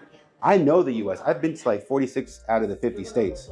I've driven all throughout it. The U.S. is in New York. The U.S. is in Miami. Right. Those are the bubbles in the United States, just like the bubbles like Punta Cana, Correct. like Piantini, like Naco. Right? Those are the bubbles. Right? Go out to rural America and then compare rural America to the campo. And I'll take a campo here all day over rural America. 100%. Yeah, fentanyl, all that shit that's happening in rural That's what I mean. Hospitals though, right? shutting down the whole And so time, people that a lot of those people that say they are usually Dominican Americans that have left, who don't want to come back, who think that it's still the same thing, which is why I started my page to show that we have made progress. Yeah. Right? And so when you leave from a campo and you go to, okay, I'll say what are the top, Pennsylvania, New York City, and then like a lot of Massachusetts. Miami. Yeah, and Massachusetts. Not really Miami, but actually. They end up in Miami? Is that, more like in Orlando area. okay, yeah, that's true. That's fair, yeah. Or more in Orlando area, right? You gotta compare apples to apples. And that's what they fail to do. Right. They want to compare New York City to the campo they raised. You can't do that. Right. Right? Here in Santo Domingo, you have shopping malls. You have a metro that I don't even have in my hometown of Austin. Right? Like in Austin, you don't even have. I mean, you went to Austin recently. Not there. Yeah, they have a light rail that's a joke. I mean, you have over 300,000 people that use the train system here. Before, when I used to grow up here, you see people hanging out the bus. You don't see that as much anymore. Right. Yeah. Right? You have telefericos are taking you to like the different into the barrios. Like we are making progress, but they refuse to. Right? And one of the things that I always say, it's easier for a Dominican to save to move to the U.S. than a Dominican to save to move back to its roots. Oh, wow. That's a really interesting point. Yeah, it's funny. Like there is, I try to go on evidence. So whenever I say like, hey, there's a train that they're going to build from here to there, and a timeline, who knows, but I think it's going to happen. Or this is going to happen, or that's going to, or even where I'm investing in Cortecito, where you lived.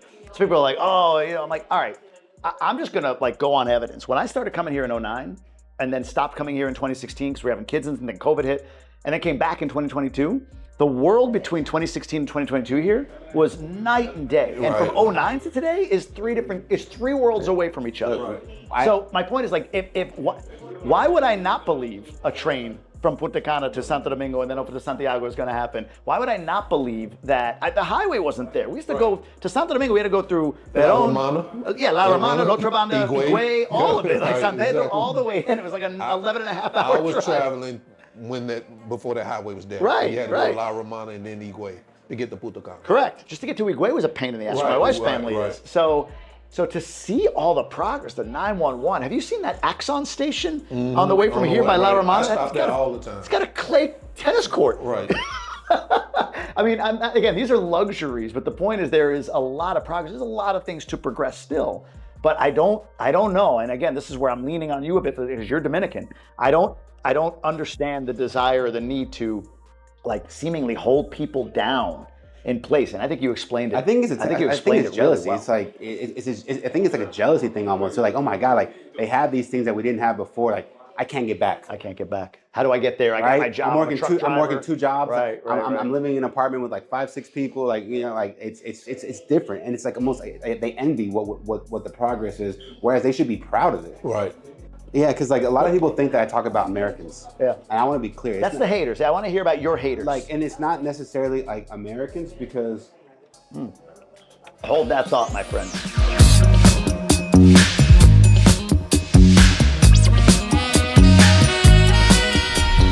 This is Coco Tierno. Coco Tierno? Yeah, that means a young coco. Ah. So this is like veal cocoa? Oh, no, man. Oh wow. This tastes like cocoa with like dulce de leche mix. It looks like it. Yes. Okay, Coco.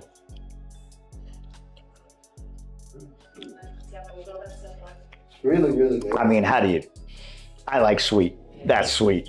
That's it's nice and really sweet. good. Oh my goodness, that's good. Yeah. You like That's it? good. You want? Yeah. Can you see it? You want to see it in the Look video? at his face. I'm not a cocoa guy. I don't like coconut. No cocoa, no chivo. Why are you in the Dominican, man? Man, the chef. The chef. Locrio.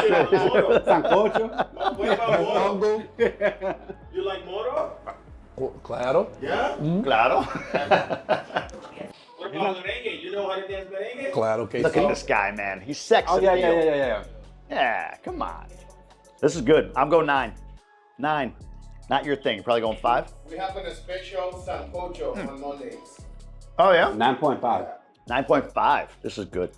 So good. Miriam, thank you so much. And to be honest, I'm not really a cocoa fan either. But this is like a mix of, this is like a hybrid of cocoa with like dulce de leche. It's so good.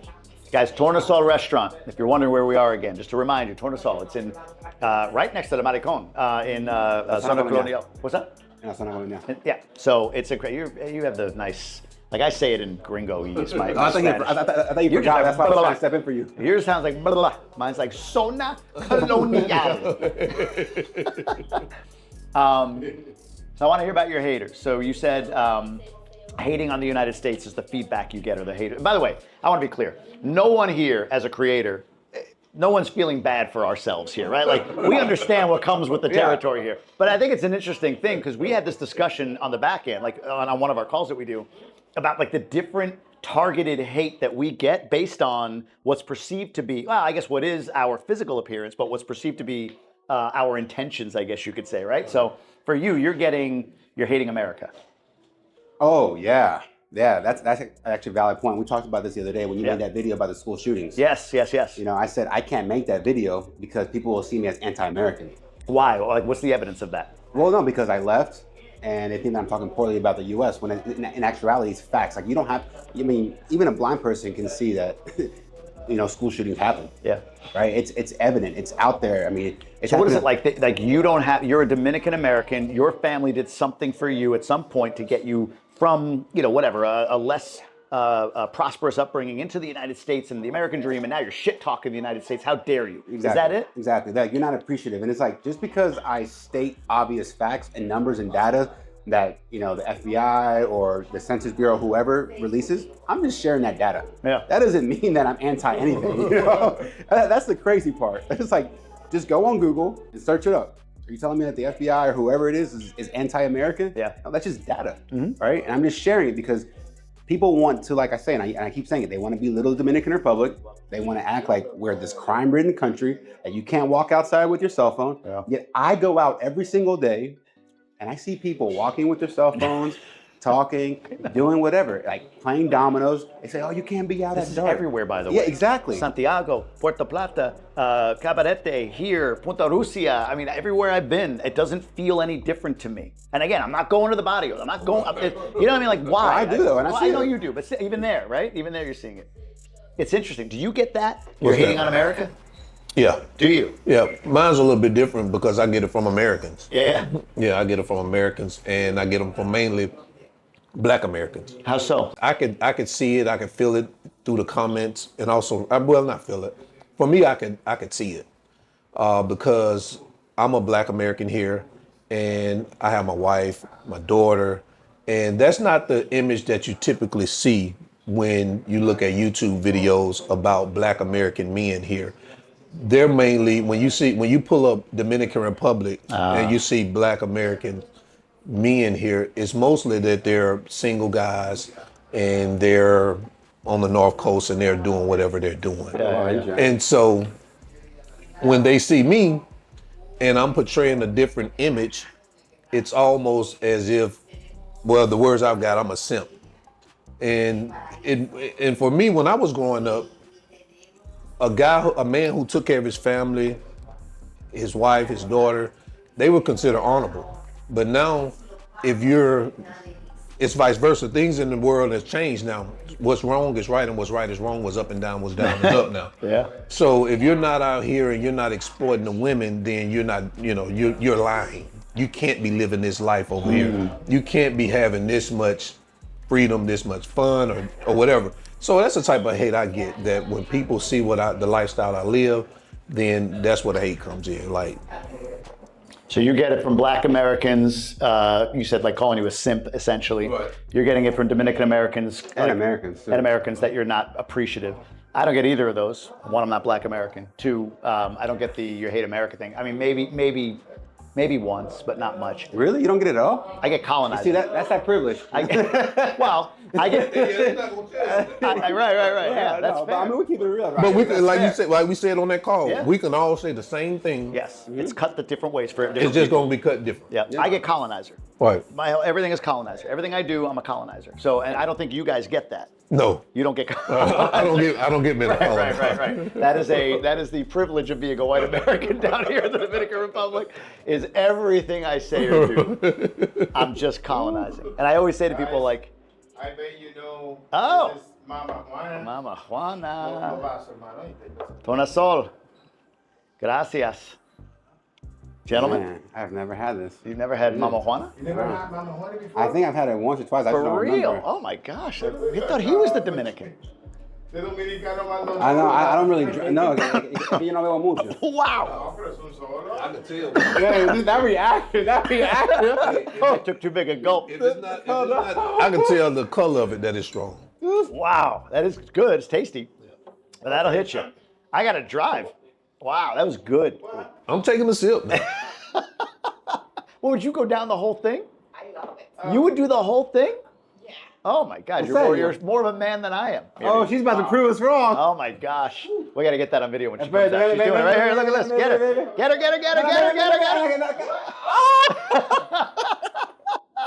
Wow. Oh my That God. thing got me crying. I don't know. I know. I want to be a man like you one day. Holy cow. And that's where it ends. Yeah, right. Fall over drunk. Really good one. It's excellent. It's really good. But it is strong. I can't believe you just did that. Wow. Whew. This is a 6'1" dude, and he's struggling. Let me see. Oh gosh. Now the video is gonna go downhill. Look at Eric. He's even. You gotta get yourself at least. She is more man than all four of us, the three of us plus I'm Eric. Dominican, that's what it is. True. Well, so is he. But yeah, I get colonizer. And I always say to people, like, a colonizer is somebody who wants to take political control. Trust me. No desire. No desire. I am very happy to be a part of this, not to take over it. You know what I mean? I'm very happy to be immersed in the culture and succumb to the culture. But that's what you get from haters, people that just tell you that your intentions are bad. And you know, obviously it's a reflection of something in them when they're saying this. There's a pain that they're feeling, and like you said, Yeah. I want to go back, but I can't. Screw Like, you. you know, something that y'all probably don't get that I get is that not to the colonizer, but why don't you create your content in Spanish? You know, they're like, you know, talk to the actual Dominicans that are, like you said, like the Dominicans that have left. Yeah. But why do you do your videos in English? Why aren't you trying to talk to our people in Spanish? That's a content creator thing. Like, I got a guy yesterday that messaged me and said, "Why don't you interview your cleaning lady?" And like, I mean, even if I did it and translated it, I'm like, that doesn't serve my audience, right? Like, I mean, I get it. I understand like her perspective. I'm not saying like I talked to her, Isa. Hey, Isa, she's watching. She's not watching this, but like the audience that I'm what you think. serving, yeah, true. Right, like this motherfucker. The audience I'm serving is I don't know, middle class or higher Dominican diaspora, US, Canada, Europe, or whatever, that have a desire to move back here and they want to get insights into the lifestyle for what they are in part, right? Like, I always say this to people too, and I don't know, this is going to come across maybe paternalistic, but to somebody who's Dominican in the States and like has this guilt or shame about honoring the fact that they are American and Dominican when they move back here, like you said, they want a parallel lifestyle, that shame that comes with it. It's like, it's okay. You have American culture as well, right? Conveniences or whatever it might be. Like, that's a part of you. And if you want to have a parallel lifestyle here, you can, to the point of being a colonizer. Don't come here. It's like the whole San Fran to Austin thing. Like, you left because it's crazy, but then you want it to be the same. Yeah. Like, don't do that shit. Right. Don't come back here and, you know, like make it the same. I But literally yeah. made a video about that the other day. 3 reasons why not to move to the Dominican Republic. If you're not gonna adapt, if you expect things to be the same, Yeah. and if you're not patient, like don't I saw move. this. It doesn't even matter. I mean, like, it can be any country in the world, Mm-hmm. right? I mean, because we have to adapt to where we go. Just like the same thing. Like, I would tell the same thing to a Dominican as moving to the United States. You have to adapt to how things are over there, right? You know. But the thing is, the problem with Dominicans, and I'm probably gonna get shit for this, but like the problem with Dominicans is that they move they migrate to Dominican communities. Yeah. Right. So like a lot of them don't learn the language. Right. They want to keep it the same as it is in DR. Just stay in DR. Just stay in DR. One of the funniest things, when I was living in the States and my wife's uncle, who's in Higüey, would visit with his family, they'd cook, all they want to do is eat Dominican food. And I'm like, dude, whenever I go somewhere, like I went to Morocco, I wouldn't be looking for burgers, right? I'd be looking for Moroccan food. I mean, if I'm there for a while, yeah, I want my burger. But like, you know, I never understood it. But yeah, you're right. They kind of shelter in place, if you will. That's interesting. Let's, I want to cover anything on haters. Do you have any other thoughts on haters or just kick rocks? Well, well, one thing I want to say, the last thing I want to say is that let's be clear. That's camera. Yeah. That it's, you know, that's a small percentage of our audience. But we see it, right? But we see it, right. Because, you know, like, I remember I sent that screenshot to you about the lady saying that, hey, you and Jamie, you know, inspire me to move back. We get more of those comments than we do the haters. Makes me feel so good. Right. Yeah. Right. You said it's God's work. Right. We're doing the Lord's work. We're doing We're God's doing the work. Lord's work. No, you're right. 95%. 95% is the person who's saying, I'm getting closer and closer. I've learned so much. I had no idea. You've shown me so much. You've given me so much, or whatever. And that's all. I love doing that. Right. I think there's always people that feel there's a motive. Like, oh, well, what are you trying to get out of it? Right. And of course, as business, I've said this, like I refer people to real estate agents, you know? People want to hit the link, they can do that. But I'm not creating content tactically to get there. I'm creating content to serve, knowing that if I'm doing good enough service to people, and this is just my life's mission, yours, anybody with an abundance mindset, like if I'm just doing good work and helping people and listening and servicing that need, it'll funnel. It'll come, people will hit the link, they'll do the thing, I'll be fine. That's worked for me for 46 years, you know? So, I don't know. Do you have a thought? Last thing I'll say is that something about myself is that, and I made a reel about this yesterday. You know, my parents sacrificed. They went to the U.S. My mom, like my parents left a little bit differently. They went to go study in the United States. Yeah. However, like my dream, like I came back, but being the entrepreneur that I am, I'm going to be able to create opportunities for people, increase pay, do things that are going to be able to help my local communities. Yeah. And that's where I think a lot of people fail to see. And that's why I said earlier that the cost of living was at the bottom. Mm-hmm. For me, it's about giving back, helping, and creating opportunities that may not have been, available otherwise. I always this is the whole like vilification, and this is related but not, of like a real estate investor not paying taxes, income taxes or whatever. Oh, they got to pay their fair share, and whatever, that's fine. But then, as a real estate investor, I counted up like my property tax bill, and I owned 41 units at one point, right? You know how much in property taxes I paid a year to fund, fire, police, all of that stuff, right? How many people were employed that were getting paid by me? How much tax I was paying for employment tax and all that stuff? It's to your point. You're doing good work and you're providing opportunity. And I think we see the negative comments because like we pour our hearts into this content. We talk every other Friday. In fact, we just expanded it. We're bringing a couple more guys in. That's me. Thanks for doing that, guys. But like we literally have ideas and share thoughts on what helps, what doesn't. And we even, real quick touch on this. We talk about what we won't touch. So one topic's Haiti. You don't touch it. Oh, what? Haiti. He does. Oh, I mean, for me, I just made it real uncomfortable here. No. Like if I have a conversation, I'm gonna have an intellectual conversation. Yeah. But I'm not just gonna bash like a country, because the thing for me is a little bit different because I was an immigrant in the United States. Yeah. My parents were, right? So for me to like bash like immigrants just for whatever reason, I have to have like data. I have to have reason as to why. I'm not just gonna be like, oh, I'm Dominican. I don't like Haitians. Like, right? That doesn't make sense to me. Yeah. Right. Now there has to be like root causes as to why I think the way I think. Yeah. And be able to, express myself in a manner to where, I'm not just talking to offend people. I love it. I did that Haiti content a few months back. And I told you not to. People don't realize, like, that wasn't like, I made this video, I put it out. Like, how much back and forth did we do? We told them not to do it. You tell them, don't do it, don't do it. But once again, though, that's a privilege thing, though. Yeah. Because if I was to do that video, man, people would have crucified 100%. me. Or me too, if I would do it. And that's a privilege So you leave it alone. I don't touch the Haiti content, no. So I have the privilege of being able to do it for all of us. Yeah. Yeah. We was having write the script. Yeah, that's right. Yeah, no. Yeah, but the thing though, I mean, the reason why I said the ghostwriter. I love that. Right? Yeah. Haiti is. No, that was all Jay right there. No, and that's one of the things though. It goes back to like the privilege because like Yeah, that's fair.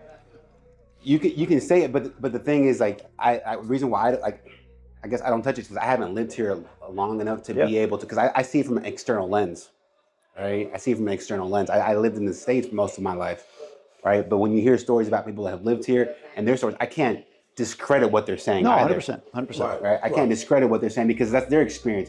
And one of the things that I always tell people, especially like in this whole social media content creation, is that we have to understand that we all see through a different lens. Yep. And we all come from a different background, and that's how we form our perspectives. Yeah. Right.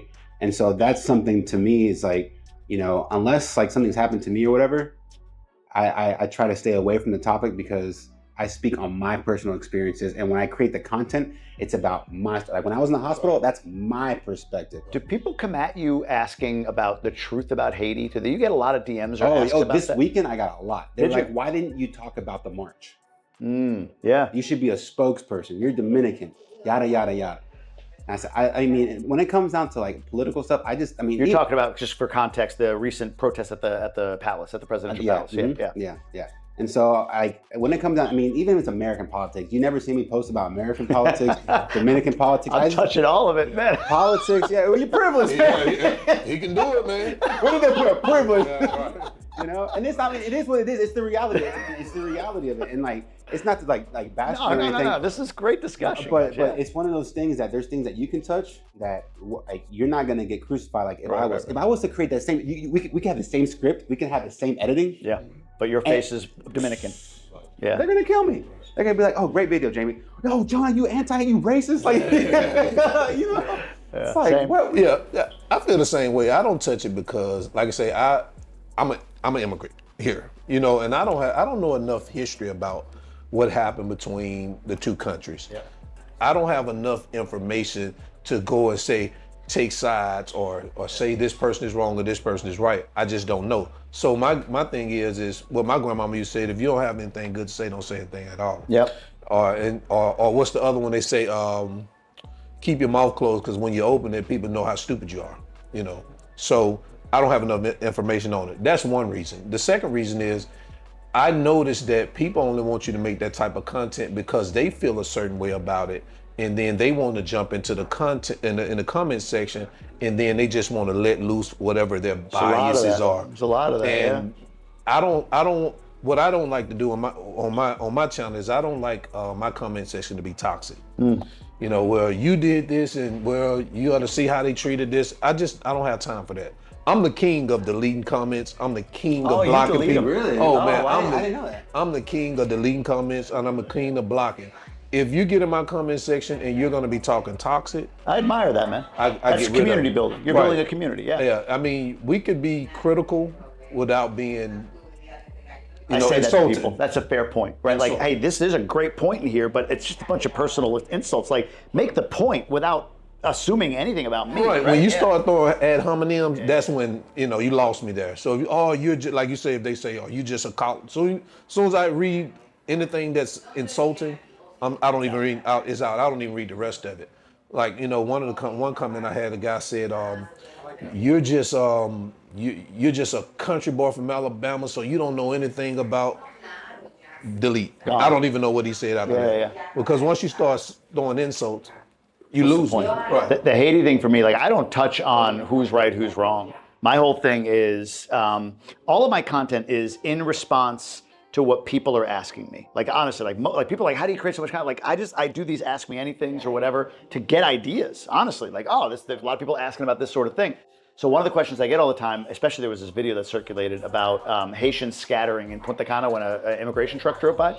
And remember that? It was so zoomed in, it looked chaotic. And if I was looking at it from afar, I would think, God damn, I don't want to be there, right? But I tried to like zoom out, like, all right, that's one patch of land I drive by every day. In fact, I filmed it. I was like, hey guys, remember that video? Like, this is it right here. I drive by it every day. Where, yeah, they got freaked out. I get why, right? Right, wrong, or otherwise, an immigration truck goes by.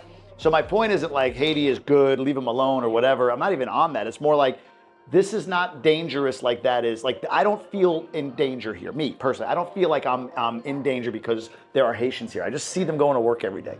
My perspective. And the other one was the like that Amnesty International Al Jazeera interview of the foreign minister here, where it was just like, hey, isn't it racist? And I was like, this is bullshit. Like, you want to do something, right? Rally the international community. Stop going after DR. It wasn't like Haiti good, Haiti bad, or anything like that.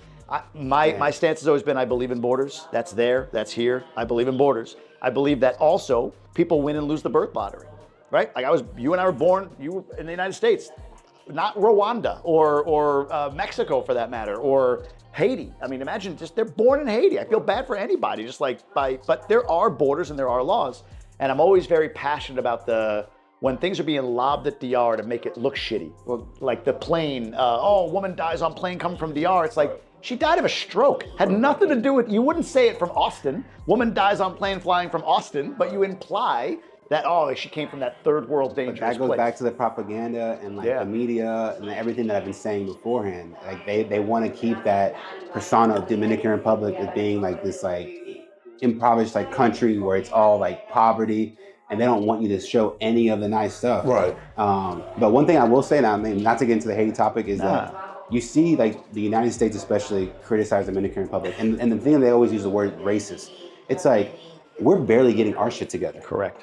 Like, we're barely getting our shit together. Like, if you want to help, then you come out here and help. You have billions of dollars that you're sending to all these other countries. Yeah. You can, instead of calling this racist, like, come up with a solution. Yep. Right? That's where I'll leave it at that. I agree. Yeah. Like, that's one of the things that I do have like an issue. But once again, it's because they want to make us seem like we're racist. Yeah. They want to make us seem like we're right. And it's like, Dominican Republic. It's like, what? We're barely getting out of our. In defense of DR content, not let me teach you about the DR Haiti conflict because I happen to be here for 2 years, right? Like that's the difference. But I agree with you, right? Like if you want to do something, come here. And like when I see the president say things like there will be drastic measures if there's no international help and something spills over, that's him saying like, look, don't look at me. If you do nothing and this thing crosses the board. I just love how the U.S. like criticizes, right? Yeah. But then they're like, we got to tighten up our borders. It's like, what? Like, so we can't tighten up our borders? Like, it's like, they're being like hypocritical, Right.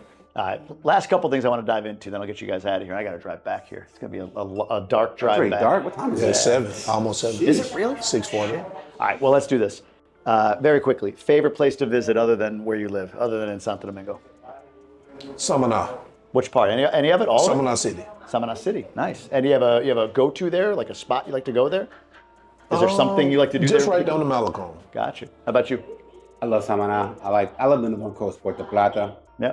I have a couple properties in Las Arenas. Yeah. So, and Las Galeras is beautiful. Amazing. I love it. I went to Playa Frontón last week. It was gorgeous. All right, Las Arenas would be my favorite as well, so I'm going to change it. I'm going to go Punta Rusia. Have you been up there? Yeah, Cayo Arena is nice. Cayo Arena is incredible. That's what I said, Cayo Arena? Yeah, that's where it is. You take a little boat from there. Oh my God, that area, like just to go, like for a weekend trip, amazing. But I'm going to go away for a week. It's Las Arenas. Yeah. I don't know of a better spot. I mean, people are like, I got to go. But Las Arenas is everything, man. City, restaurants, it's everything. So I love that. I want to ask you one question about the expat, though. Oh, hit me. No, I want to about the expat, like how you feel about expat, the word expat, and what it means to you. Expat to me means you've moved to another country, you're expatriated from your country with an intention to return. Immigrant is moving and you're moving. So I started an expat, now I'm an immigrant because I don't have an intended return date. I probably will at some point, and I own a home in the United States, so I guess I could be kind of expat, and people use the term kind of loosely, but I think that's the differentiator. Like if you move here full-time or move anywhere full-time, you're an immigrant, period. And I'm here full-time, so I've immigrated to the Dominican Republic. Why were you on it? No. The reason why I'm asking is because I never met an expat in the United States. No, because most people don't move there only to stay for a period of time and then go back. They immigrate, right? They move. They're trying to get in. Yeah, but most people that consider themselves an expat is somebody who like will go, like for example, especially after COVID. Yeah. Because I mean, and this is something that I've just like learned like previously is like, well, not previously, but you see a lot of like influencers nowadays where, especially with like the issues going on right now in the U.S. with the borders, right? People that are flooding over there. this is not you, but this is like other people who I've seen. There was one influencer I saw. I forgot what his name was, but he literally got on the camera and he was like, "Oh, I came to Dominican Republic and I stayed. Never came. I'm not going back." And it's like That's an immigrant. Yeah, no, but he said, but he didn't use the word. He says, "I'm an expat," right? Yep. So for me, that's like almost like a privilege because if a Dominican was to go out to the U.S. without any documentation, or a Mexican be like, "Hey, I'm out here in the United States. I'm not going back," you're an illegal immigrant. Yeah. You know what I mean? There's definitely a racial component to the words as well. Like if I saw a white dude in I don't know Europe, I'd say he's I can't do that shit. I'd say he's an expat, right? Like most of us would probably say, like, "Oh, expat," right? Like, but if you saw like a Latin American guy in Europe, oh, it must be an immigrant, or a Middle Eastern guy, right? Must be. So there's definitely no doubt. There's a lens through which we see the words and associate like. But I think it's more American thing though, because I don't think Europeans that come here call themselves expats. Oh, that's good. There's a lady in my neighborhood who came from France. She does, but Have you ever searched on your phone how many expats live?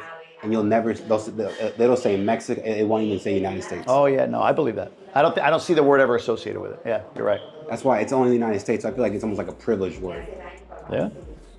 Let's wrap on this since we're creators. This has been a great creators roundtable, and I appreciate you guys doing this, man. This is incredible. I'd love to hear each of you just kind of state where we'll have it in the show notes, but just put your channel wherever you want people to go. I want to thank Tornasol Restaurant one more time. I hope you guys check it out. Tell them I sent you. I always love hearing after the fact, like what's the impact of the show on the restaurants? Because that's all I want to do. Like they don't pay me, right? So the ratings are the ratings. I'm paying for him, Eric, and all of this stuff out of pocket. So I just enjoy doing this. But Jake, where should people follow you? And then I want to hear from you your favorite parts about the other two creators, Jonah and my content. Like, what do you appreciate most about the content of the other guys in the room? Okay. Well, you can find me on YouTube at Abroad with Jay on YouTube. Yeah. And what I like about Jonah's content is, and I've said it before, I like that the positivity in your content, and showing another side of DR, which is one of the reasons why I decided to start my channel, is because I wanted to show that side of DR. So that's what I like about your content. Sure. And Jamie, what do I like about your content? Not much really. I like your enthusiasm in your content. Yeah. I really do. I like your enthusiasm. I like your creativity, and how you deliver your content. I think that I actually think it's top notch. No, I appreciate that. I'm going to change the name after this, sort of the colonizer of the content. That's the name of my channel from going forward. How about you? Where can people follow you? Where do you want them to go? And then your thoughts on the other guys. You can find me on Instagram and YouTube at JGivesBack. And Jamie, a lot of people will send me your content. I appreciate you sharing, Dominican Republic, and putting it on the map, because we need spokespeople that are showing a different perspective. And Jay, you're immersing in the culture, you eat the food. I mean, you're literally like all parts of DR. So both of y'all are doing a phenomenal job. Yeah. What I love about yours is you blend the mindset with the local, and I've seen you get more and more out of the apartment. Like your most recent one, you're like, "Hey, I'm in the apartment today, I'm in the house today," or whatever. But I love how you bake in or blend in. Like you did that video that went super viral on I Lost Everything. So like your story is so palpable along with what you're doing here, just talking about life here and sharing the world and everything. I just like that blend. I enjoy both sides of that, so I appreciate it about you. And you mentioned positivity, agreed. I'll take it a step further. Like you are inspiring as far as how out there your stuff is. Like it's sometimes comfortable just to throw it on a stand and record a short or a reel or whatever. But I'm like, shit, I see Jonah out there, man. He's out here, he's out there, he's everywhere. I got to get outside at least. Kicking the ball, shooting the ball, throwing the ball. He's on a motel. I'm like, God damn, man. Like I got to go do something here. Let me go cross the border. Let me go do something crazy.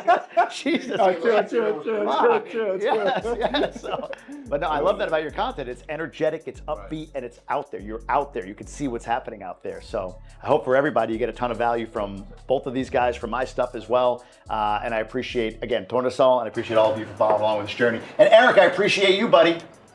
Thank you. Yeah, of course. No, thank you for having us on here. Yeah, appreciate Truly it, my man. pleasure, guys. Thanks for coming down. See you on the next one. Good stuff, guys. All right. I appreciate you, man. Thank you. Appreciate it. Thank you. This was great. It was awesome.